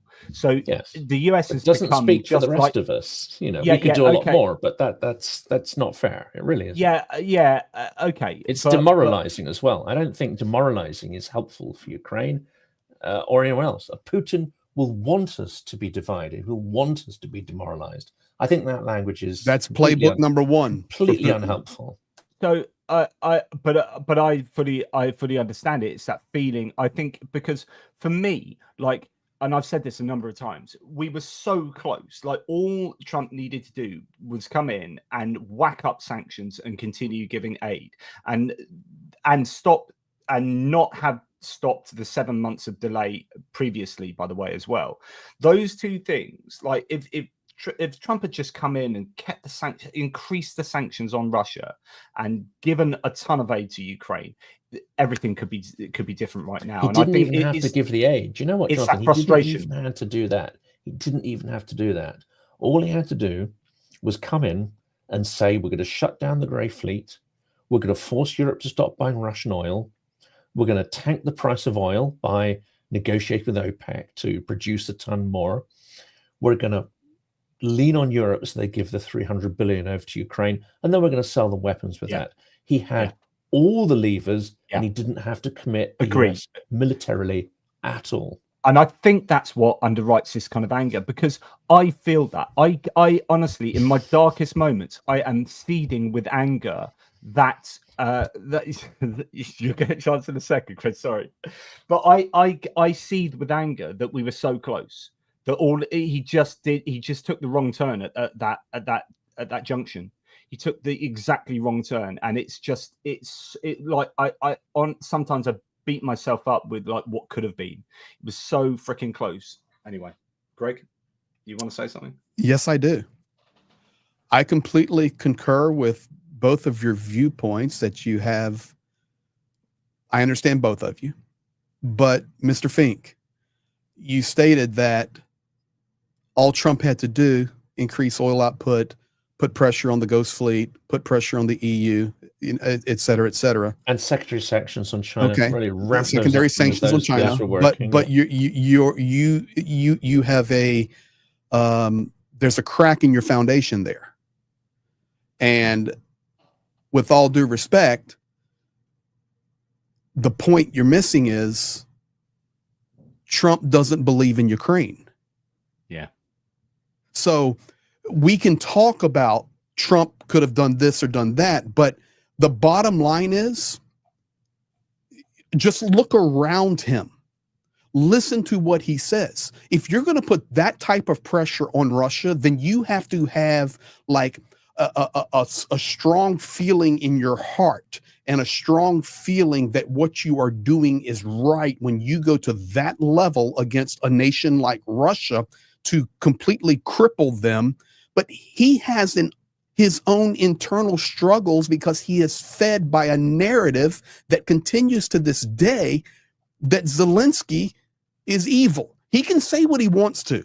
Oh, well, he's okay. Well, he's getting better. No, the root is there. And it's in his ear nonstop, whether it comes from Trader Carlson or it comes from other sources that are in his circle that has his ear. And there are very few that actually has his ear, because he doesn't give his ear to anybody other than his little small circle. This is why Walt is out and now Marco Rubio has 4 positions, because he understands how the Kool-Aid goes. So the point being, I completely agree. That would have worked. But at first, you have to have a moral constitution that you are going to fight for Ukraine. And he doesn't have that. He still considers Vladimir Putin his friend. That has not changed. So until that changes, forget it. Yes, I agree. That's it. I'm going to rush through some thanks because we've got so many. Mr. Linedust, thank you very much. Thank you to F. Oink. Has Trump ever taken responsibility for something bad? No, never has. Always shifts the blame, as you rightly recognise. Alistair Fitchy, I once backed a horse at 72 at Aintree, end up 2 for 1 at Walmart. Thank you very much, Alistair Fitchy. Really appreciate your support. Mitch Ashdown for, I presume, Greg, Trump buying Putin's words could be called the grifter, not got exactly. The grifter got grifted. Thank you, Granny Fulton. Thank you for becoming a member. I like that name, Granny Fulton. Matthias Rizal, some Swedish love here for one of you guys. Western media often guess that Putin has set 9th of May as a deadline for something in the war. Alas, no. To give the devil his due, Putin has read of Stalin's hurried deadlines and a waste incurred. I don't get that last bit, to be honest, because there's no evidence that he's learned something about economizing on his troops or their lives. They're being sent on pointless and stupid missions 24/7 where they get, wiped out. So, yeah, I don't think he's learned anything. Photograph says, guys, do you think Trump has figured out how he is being fooled by Russia? I think he's in the midst of doing so. I think there are elements he's hearing enough from other people that are outside. So, he's got this recency bias where he listens to what the last person says, or what the last person says has more purchase on him. The key is when he leaves his inner circle, that inner circle that Greg and I've been talking about, and no doubt Jonathan Fink as well, like your Stephen Millers and maybe your Tucker Carlson, the people that have his ear, either in the administration or adjacent to the administration, including his own son, right? And Elon Musk. As soon as he went to the Vatican to the Pope's funeral, outside of that circle, and he's there in St. Peter's Basilica, and he's with Emmanuel Macron, and he's with Zelensky, he has a change of heart.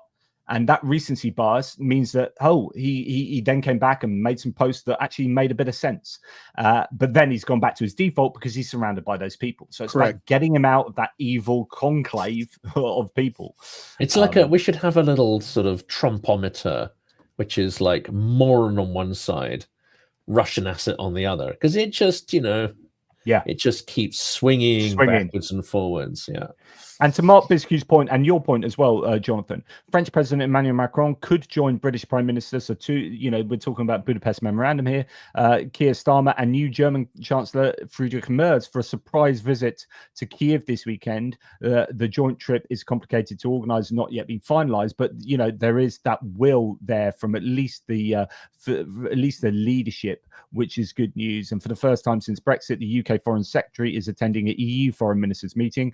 Top of the agenda, support for Ukraine, defence cooperation, and broader European security challenges. So the UK and France and Germany appear to be at least going in the right direction. Whether that's backed up with tangible, ship the Tauruses, then go on a jolly to Kiev. How about that? Yeah.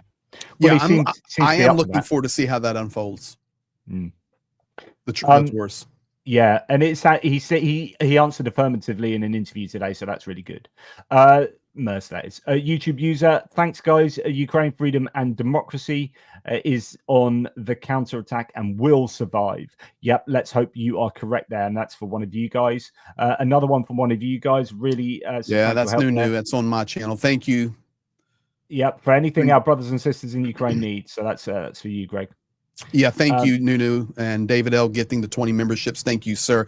He always has wonderful comments. I'm reading through them, then trying to listen to you guys. That was great. I will tell you this: we're getting ready to release a new fundraiser, and it's going to be serious. So, well, sounds good.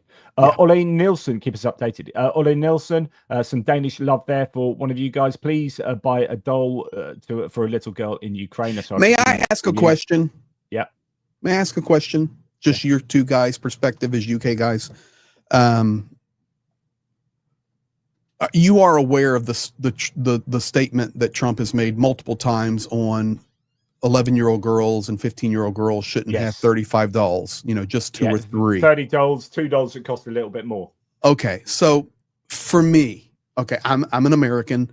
I was born and raised in the South, but I've lived all over this country. I do my best to try to bring people together and put down our disagreements and focus on what we believe in, but and fight for that.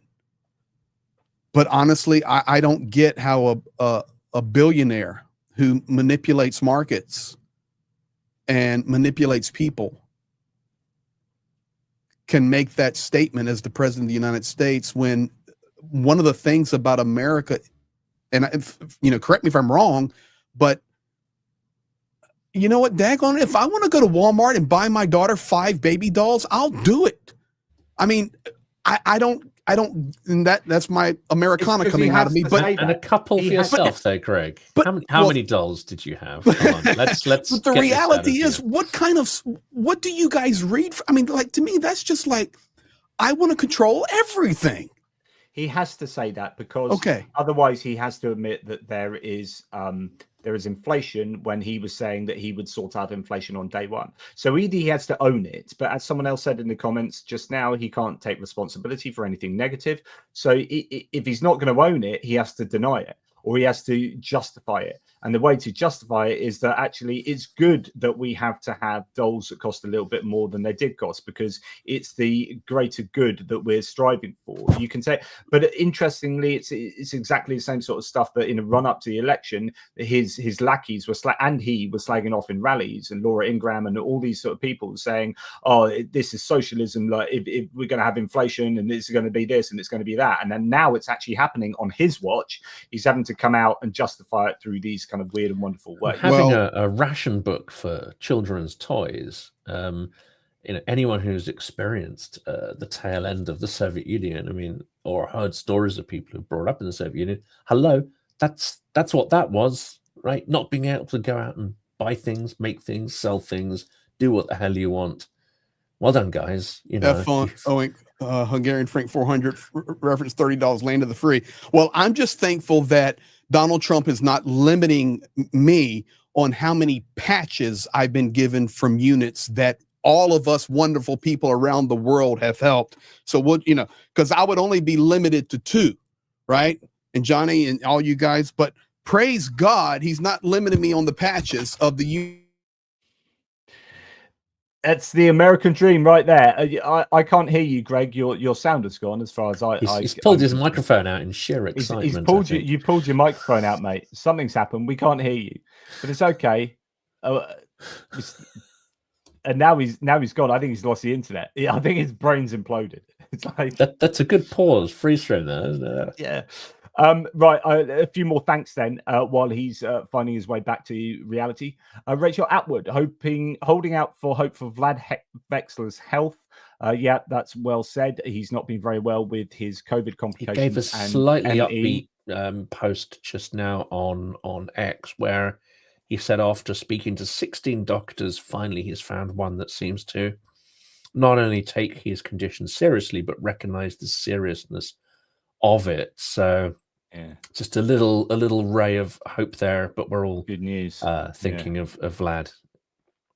Jaril 22, don't forget the citizens of the US still care about our Ukraine and friends abroad. We are not all lost like Trump's and co. That's a really good point, and this is why I catch myself sometimes when I say the US is doing this, and I try and say the Trump administration is doing this. And actually, when I'm talking about Republicans, I'm now very careful to distinguish between MAGA Republicans and other Republicans. So, hey, the man is back. I'll tell you one thing: don't drop your patches, I guess you just disconnected from the internet. I'm having to call in on my phone. What in the heck Brilliant. happened? Brilliant. Just throwing your patches around willy-nilly gets you in trouble. I was just saying, hey, at least he doesn't limit us from helping units in Ukraine. I can only help 2, or 5 and not 30. But that was weird, dude. Yeah. That was a weird. good patch, by the way. Is that a Hornet or something there? That was a beautiful patch. Oh, you like that one? Yeah, that is a cool one. I'll find it for you. Stephen Bendel from Norway saying the Nordics are building a strong alliance now. The Nordics are coming through. They are really still so super strong in their support of Ukraine. It's really magnificent to see. John Doe with some Swiss love here saying, let's make sure Russia never wins. Let's not lose our decency. Let's stand together. Let's never give up or let ourselves be dragged down. Slava Ukraini, everyone. And thanks to every decent person out there. That's a wonderful thing to have said. There, John Doe. There's a lovely patch there from Greg. You like that one, JP? Jonathan Fink? Oh, I don't know. Beautiful. I like that one. Yeah. I don't like wasps. It looks like a wasp to me, or a horn. Yeah, not a fan. Can you ask somebody in the chat? Is my stream still going?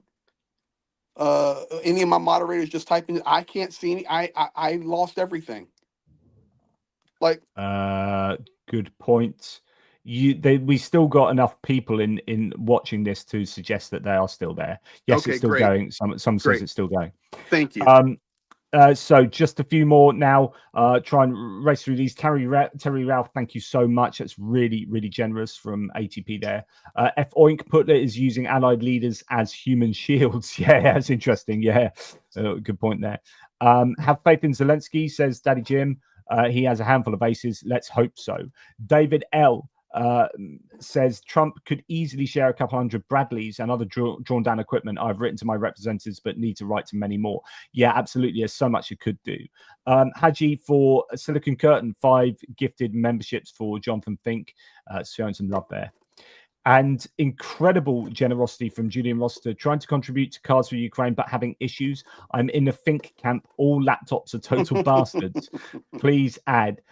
Cheers, big ears. Julian, that's super kind of you. I will shove that across, and we're going to talk about Card for Ukraine in a second, but that's incredibly generous, and I'll whack that across forthwith. So appreciate that. Just as I say, a couple more. Michael Vuchar, grumble, no nukes for Russia, especially with Xi there. This would kill China's soft power. Europe has been engaged in a multi-front war already. It's just that military skirmishes have not started yet, says F Oink. Thank you for that super chat. Ivan Marginianu giving some Canadian super sticker love there. And not speaking of Romania, because I don't know where you are from. Sorry. Just a little news from Romania. 2 things I was going to say, actually. First of all, this was interesting. Kiev Post reporting that Putin's a war criminal, Trump's Treasury Secretary Bessent tells Congress. Scott Bessent is quite an important member, actually, I think, of the Trump administration at the moment, given the trade wars. And for him to come out and actually say what should be blindingly obvious, which is that Putin is a war criminal. Now, the Biden administration freely admitted this, but the Trump administration won't even admit it's a war anymore, let alone, and it won't say Russia's responsible for anything. So for Scott Bessent to say that, criticize the Biden's administration weak sanctions, for him to say those are weak sanctions, well, then you have to put stronger sanctions in place. Let's do it. That's brilliant, Scott Bessent, if that is what you have said. Well, let's get on it. I just saw that video before everything crashed. He was asked, is it okay to negotiate with a terrorist? And he replied, sometimes you have to negotiate with a terrorist. That's basically the background. He then concluded by saying, we negotiated with Japan after the end of World War II. No, I think they were beaten and told what to do. Mm-hmm. Yeah. That's not your typical negotiation there. Yeah. So, yeah, bad analogy, Scott. Shows he probably understands all about geopolitics, in fact. And history. And I wanted to say this about Romania. So I was quite doomy about Romania because they're a football hooligan, Eurosceptic, right-wing Putinist blokey. I mean, far right here. Won 40.9% of the vote in the first round of the presidential election. But the question is whether that's topped out that extremist vote, and actually whether, if everyone else coalesces, whether he will actually get beaten by a coalition of people. Now, it turns out that he might have attracted quite a few votes by promising people €30,000 housing grants or something. Simeon admitted that his promise to offer houses at €30,000 was part of his promotion strategy to break through the information blockade. 40,000 Romanians signed a contract with Simeon online to get homes, but the leader said people did not know what they signed up for. Now, if that's what lots of people are saying, that's what has happened. He might end up getting people reacting against that, and actually that shows kind of almost bribery for people to vote for him. So the second round, there might be more hope for the second round than we might have originally thought. Anyway, just thought I'd throw that in there, a bit of geopolitics. F Oink, as you've mentioned, Land of the Free there, with some support for you. Violet, thank you. Postcards for Peace. Thanks for my favorite three amigos, bringing the facts and insights to complex truths. Yes, that's Australia absolutely. there. Yep, that's what we like. Some Aussie awesome. love. Thanks, Violet. Really appreciate Thank that. you, Violet. And Rachel Atwood, I'm anti-consumerist, but this ain't the way. Yeah, so exactly. We don't need $30. Of course we don't. But in fact, no one has $30 in the way that he's talking about. But the idea is he's trying to justify inflation. Which is probably not cool. Kathy's guess, thank you on behalf of one of the other guys for your super sticker there. Very kind. Bombsheller with 50 more Greg Terry experience memberships. She is on fire. Hopefully not literally. No, and I told her earlier, I said, listen, over the next few days, if you hear an air alarm, you don't play with this one, because I don't trust Russ on anything, especially over the next few days. So yeah, she's doing good work there in Ukraine. Yeah. Just two more. Ida, Norwegian love there with a super sticker. Thank you on behalf of Ida, on behalf of one of you two guys for Ida's support there. And Alistair Fitchy, for me, I should say Baldy's chat is still going. Still going. Oh, Jonathan Fink, I'm glad to see your chat's still going, because your ball. I guess. Oh, Mr. Fink, you like that one patch? I'll show you two more, since we can have more than two. I'll just show three. So this is an incredible patch, guys. So hey, we'll support Ukraine. This was an Azov patch that actually fought in the Azovstal siege. It was there. Nice. And then I'll show one more. There's only 10 of these in the world. And this is it's because it's the rubber one, Criminoia Forest. They have one in like fabric, but the rubber ones, there was only 10. And this was Peter Fouché's. And you can still see the fuzz on it from his uniform.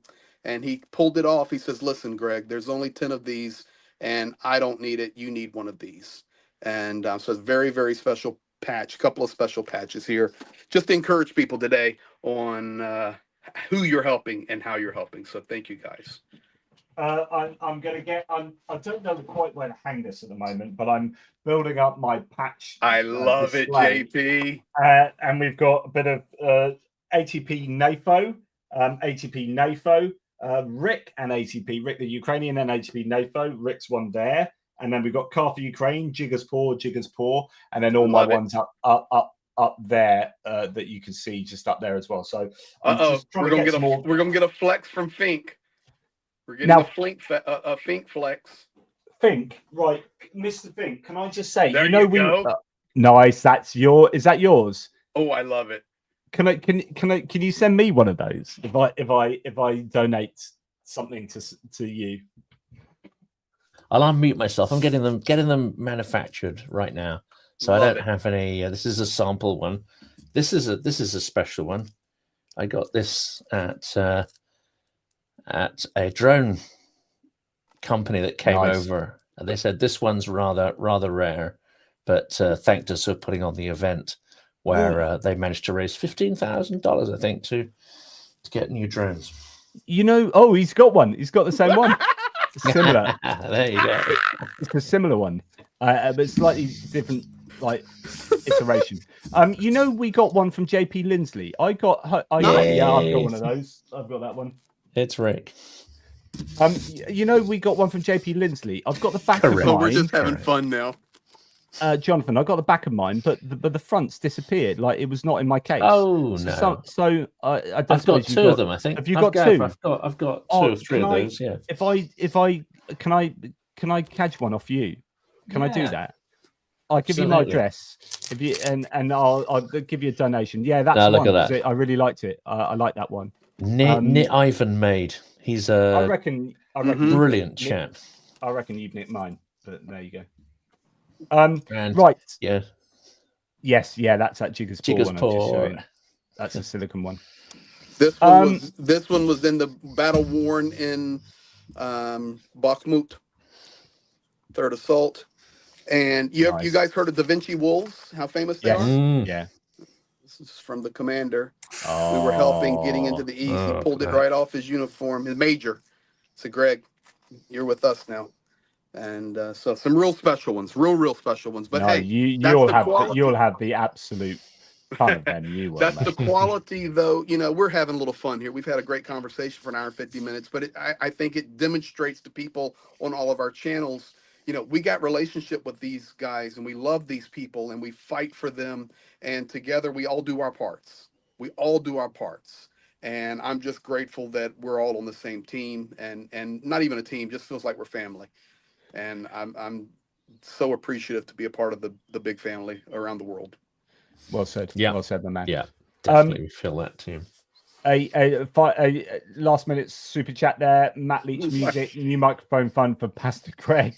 So thank you, Matt Leach Music. I appreciate that. I don't know what happened, man, but that was weird timing. I can tell you that. I mean, I'm shut down completely. I'm on my phone.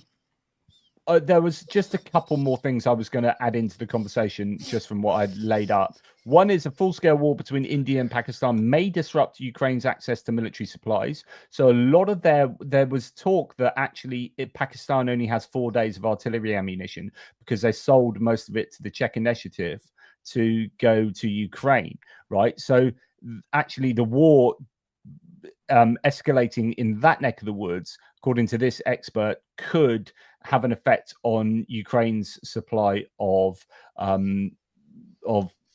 military equipment. An escalation would likely halt supplies as both countries would seek more weapons to support their own war efforts. And of course, when you're talking about the global marketplace, that is going to affect things and push prices up, etc., etc. And if you don't believe in confidence, if you don't believe in coincidences, and you join the dots, like the timing is extraordinary. Absolutely, and you can put China specifically on the bullseye with this one as well because of the Belt Road Initiative, the new Silk Road. I will tell you, I saw it right before my whole system went down. Pakistan just did attack an Indian cruise missiles, airport with cruise missiles. And I will also tell you guys, I have personally seen with my own eyeballs Pakistani 155 millimeter shells in Ukraine. They did a deal with Ukraine early on, and supplied Ukraine with some artillery shells early, first half of the war. Because they need. So the thing about Pakistan is, though, they are desperate for money. So they're being bailed out by the IMF at the moment, and there are some saying that actually India, just do a sidebar here, some saying that India have a much greater ability to be able to kind of do that conflict for a longer period. Actually, Pakistan are in a bit of a shaky place economically speaking, and so actually that's why they were so happy to sell stuff to Ukraine, because get some good money for some old Soviet shells. It's really funny that happening there, because I can remember early in the war being there and talking right with the guys, and they were using the Pakistani shells, and they would complain about them because they were such poor quality. I mean, I'm just telling you the truth. Poor quality. It was damaging their barrels. They were misfiring, and they couldn't interchange them. So I don't know. I think it's I'm with Jonathan Fink on this one. A lot of interesting timing going on right now. Yeah, I don't know. I mean, it was really dependent. So it was triggered by a horrific terrorist attack by some Pakistani terrorists in Kashmir. So I don't know. Maybe, I suppose you could argue it's easier for terrorists to be swayed by money and state entities rather than whole states doing that. So I suppose that argument could go both ways, as I think Fink I'd say it makes it far more likely if it's terrorists that you can actually sway that. You know, the same as various atrocities, the bombing in Boston a number of years ago, and some of these atrocities in Germany, I'm sure, where people drive cars and vehicles into crowds. I mean, yes, there's stuff going on that Moscow hasn't initiated, but when the timing significantly benefits them, you have to ask the question. Yeah. Well, I would just say this in far as timing. We talked about it earlier. Bring it back to Ukraine. In Pakistan, I was covering it live last night, and then I did some more research later. This is the largest flare-up since 1971 because they're flaring up quite regularly in that Kashmir region. But this is the most serious one since 1971. So we need to pay attention to it and the timing of it. But for me, right now, the timing is what I want to watch is the next 72 hours here. Really, I'm so interested. I can't wait to get my stuff back on to figure out. Zelensky has made masterful moves this entire time, and to be quite honest, Putin has made some good moves as well. I don't know what's going to happen next, and I'm waiting just like all of you guys are. We need to watch though. Another interesting geopolitical nugget just before I guess we kind of wrap things up. Someone was just saying it in a live chat and I can't find it now, but they're saying tomorrow's going to be an interesting day for Viktor Orban. And I was thinking, oh, what's that about? And I'd forgotten this, but actually, so Peter Magyar, I can't find a comment. Sorry, whoever made that comment. Well played, because actually, I don't know if you guys know, but Peter Magyar, not for the first time, so he's the opposition leader, used to be in the Fidesz party with Viktor Orban, is married to someone who's still in the Fidesz party. He sort of left and then became this opposition figure who released an audio tape of his wife, someone else, and also implicating Viktor Orban in corruption. That gathered loads of momentum. Then there were these big protests about that. He's now taken his new party ATPGEO into a polling lead over Orban. Orban is due, well, the elections are due in 2026, but it looks like Orban is properly on the back foot at the moment. He's been seen recently shaking hands with the far right leader there, looking to maybe try and form a union with the far right. Meanwhile, we are hearing that Peter Magyar says that tomorrow he will release information on Fidesz that will be the downfall of the party. Expected at 9 a.m. Central European time.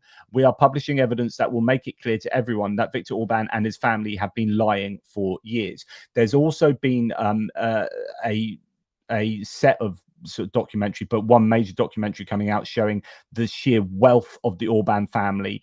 People that had no money suddenly billionaires, and the grifting and the corruption at the heart of the Hungarian country and government because of Orban. Then you had in trouble with, getting in trouble today. So I'm just going to show you this. This is the last one. Orban is trying to access 600 million euros in frozen EU's funding using bookkeeping tricks. That's why the European Parliament sent a letter to the EU Commission, as he's done before. So, he's trying to be fast and loose with money and all sorts. He could be in trouble. Like, if that Peter Magyar thing comes to fruition, then that's going to be super interesting, because actually we as in supporters of Ukraine really need Orban to be gone. The EU needs Orban to be gone. They need Hungary to be back on the European side. That will then make Slovakia's positioning more shaky, and it will make Romania's drift to the right maybe start to be neutralize that ever so slightly, maybe give it more traction there with that. Hugely important. So watch your space. Orban is Trump's buddy, so we'll see what happens. Yeah, but it's been interesting there because Trump has now positioned America strongly against China. So China is the bogeyman, right? And Orban, it has a very close relationship with China. So the Belt and Road Initiative is actually going into the EU through Hungary. And, China funded the railway between Serbia and Hungary, and a lot of money, Chinese money, is in Hungary. And Trump has apparently got a little bit dodgy with Orban over the close relationship with China. And so there's an interesting tension there. In general, especially with the tariffs, we've become very protectionist and isolationist. So nothing is surprising. Listen, we're doing nothing but destroying any relationship we have, whether they're good or bad. That's just what it is. Can I then? That's a perfect segue to the very last thing I was going to say. I'm glad I could segue you. Talking about tariffs, this has come out today. Absolutely, totally unsurprising. The grift at the heart of the government in the US is insane. And here is the latest example. So the Washington Post has come out with some cables that they've got hold of that shows that the US has been pushing nations who are facing tariffs to approve Musk's Starlink. The Washington Post is reporting that the Trump administration is pushing countries to grant operating permits to Elon Musk as a precondition for a trade deal, according to a leak from the State Department. Some countries are preemptively complying to earn favor with the US. I mean, this is freaking corruption at its highest, in my opinion. Washington Post obtained internal cables revealing that the US government is pressuring countries facing tariffs to approve Elon Musk Starlink, the most corrupt administration in history. Starlink has been seeking access to customers in Lesotho, but it was not until Trump unveiled the tariffs and called for negotiations over trade deals that the leaders of the country awarded Musk's firm the nation's first ever satellite internet service license, so on and so forth. At the heart of the government was Elon Musk, and he's now reaping the rewards. And I guess the final words from Richard Bennett should be bollocks to Musk. Yes, Are my you man. surprised?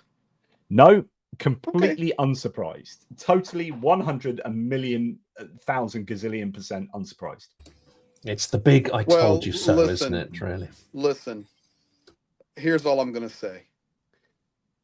We have the Gulf of America. Canada, no matter what they say, Ovechkin's the greatest Canadian hockey player ever. Additionally, Greenland, you're still on our radar. And dag on it, we're going to reopen Alcatraz. So let me just tell you, nothing will surprise me coming out of Washington, D.C. And it's tragic. The rumor is that Trump watched Alcatraz. The film was on locally. The rumor is he watched Alcatraz the night before, and then the day after he's like, "Oh, Alcatraz, let's get that going again." Now I can't confirm that, but that is a rumor. It was playing. That's been confirmed that it was doing its thing. You mentioned Greenland, and I didn't mention this earlier, but this is something I was almost mentioned. Is that they are ramping up intelligence gathering, so they're basically spying on Greenland. They're ramping up spying on Greenland. Is the news coming out today? So it's just all happening. The world has gone crazy. It's totally normal to tell the people you're spying on that you're going to be spying on them a little bit more, because that's what spies do. They're just like, they signal it in advance, don't they? I'm a spy. I'm going to spy on you. Oh, I've been shot. Oh dear. I've got polonium in my tea. Yeah. Shouldn't laugh about that. Someone died. Obviously, people died. No, but it's where we're at, guys, and we'll see. Going to be very interesting the next 24 to 72 hours with many things unfolding. You not only have the hungry news you were just sharing about what the war, the ceasefires, the different views of that, but remember we've got the big announcement coming. So we also have the conclave. For the new pope. I mean, there's just a lot of things happening right now, and just hoping Donald Trump doesn't disrespect that again. And we got the new season of Welcome to Wrexham, which I'm quite looking forward to as well. So that's also important too. Ryan Reynolds and Rob McElhenney get involved in British football, so in English football. So I'm sure you're all particularly looking forward to that. So I am. But... Oh, I'm hugely. Wow. I don't even understand what you said, but I support you 100%. Brilliant. So last words from before the last words, can I remind people, and I don't know what the case is for Jonathan Fink and Greg Terry, but for my audience, and in fact any humans out there, please support the Easter Pysanky Car for Ukraine fundraiser. Look, well, I'm just ATP Geopolitics just into fourth position now, and closing in on Georgi from Ukraine Matters and Laserpig. Let's do it. You can do it. Please Let's help go. out. Go to atpgeo.com/donate, and you'll get sent to this page and help us out with Car for Ukraine. And if you can't stand Jonathan's insufferable smugness if he wins, then donate to mine. Yeah, but no, don't do that. Just please suffer my smugness. No, do that. Honestly, donate to anyone who's helping Ukraine. Just go with your conscience, go with your heart, but definitely go with me. Yes. And Greg's microphone fund as well. Yeah. Well, no, I don't need a microphone fund, but I will tell you, was working on it today with Project Constantine and Gertis and myself and Project Constantine and Zhenya. We're getting ready to unveil a big one. So thank you all in advance for helping everybody. We're all working together. So thank you. Absolutely. And I'll have a little word to close my bits out.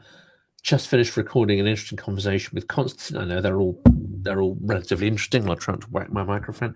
But there's some interesting stuff going on in Russia that we need to watch.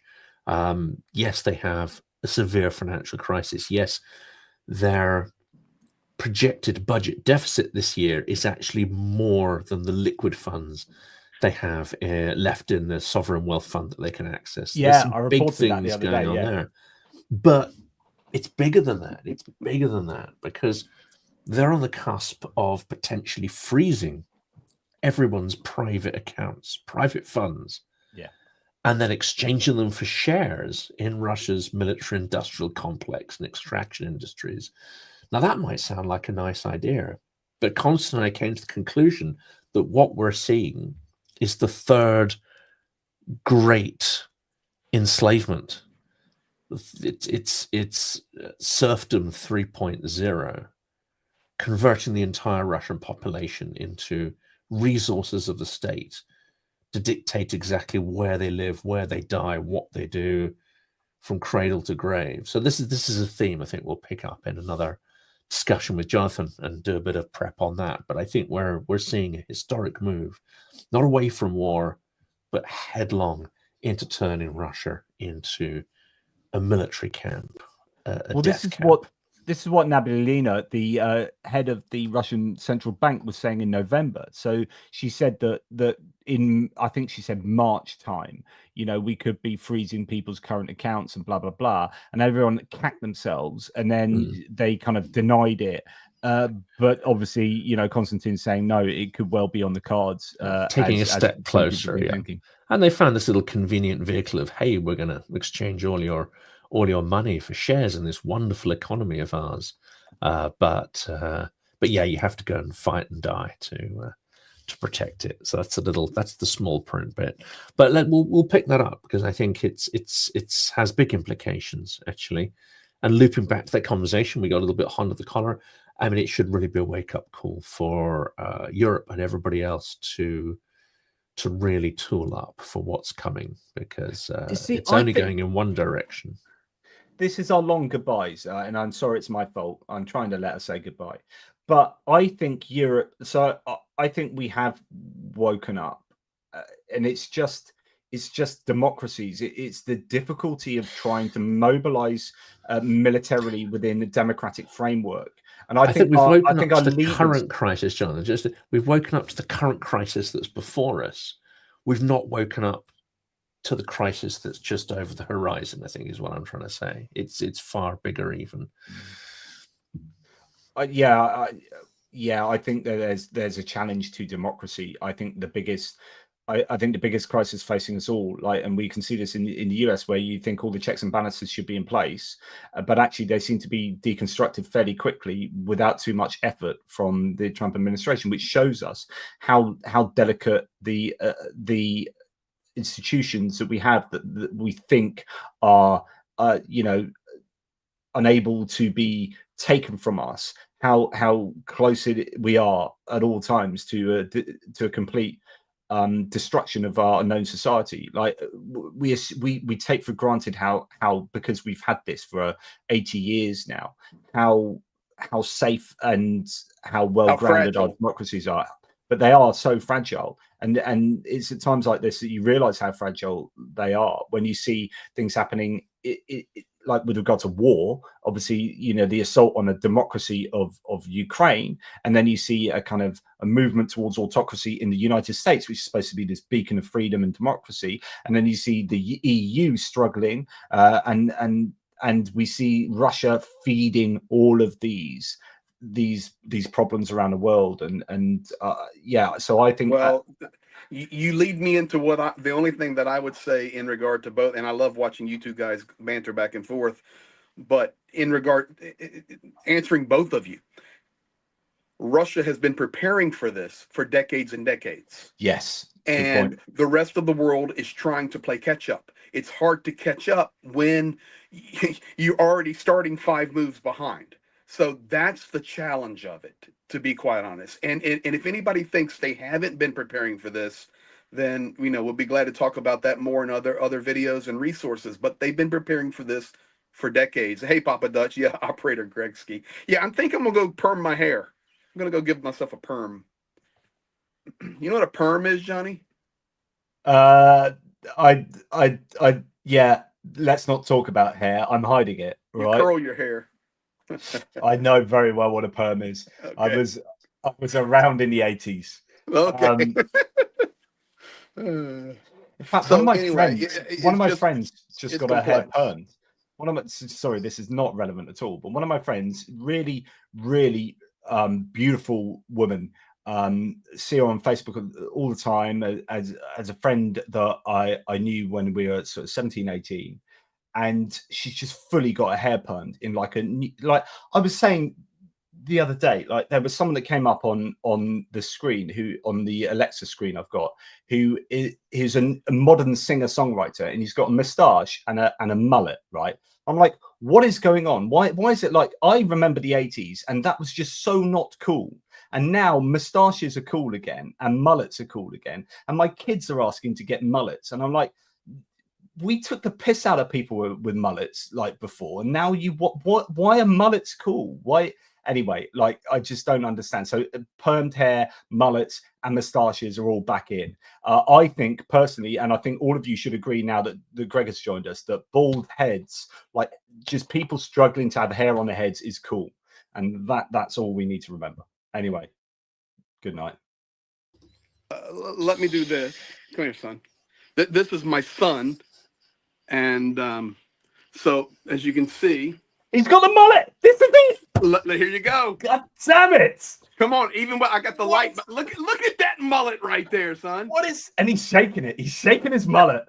But what is going on in the world? What is going on in the world? I don't know. I have no hair. My son has it all. So, hey, for those of you guys that stuck around for the extended version of the live stream, you got to see a mullet. So, and Benson Boone was a singer-songwriter I was talking about, in case anyone cares. He's got a mullet and a moustache. But there you go. And that shows that I'm down with the kids and I'm really cool and know what I'm talking about. Anyway, Jonathan Fink's just in a glazed, just staring into the middle distance. I'm gonna have to head in a second. I'm going to an event in the morning, a breakfast event, ludicrously early. So I'm gonna have to wrap it up. I appreciate you fellows, both of you, Johns, very, very much, and look forward to continue to work together, and most importantly, be friends and fight. So we all do our parts, and most importantly, thank you to all the people watching on Silicon Curtain, on ATP Geopolitics, and on my channel. We appreciate all of you, because if it wasn't for you guys supporting and helping and loving and we learn together, we grow together, it would just be a bald guy and 2 Brits sitting here looking at each other talking. Yeah. We still do it anyway, but absolutely, it's nice to have that. Yes, I would be sitting here talking to a screen, whether you guys are here or not, but it's so much more fulfilling with other human beings. So thank you for existing and for being part of this project in trying to help out Ukraine. So thank you for all of that, guys. Well, I'm going to go check my internet. You guys be blessed. And you too. Speak soon. Take Yes, care. sir. May the cosmos shine on you. Yes, and may the angelic voice of God speak to you tonight while you sleepeth, and may the glorification of the pontiff shine upon you, Donald Trumpeth. God bless this youth.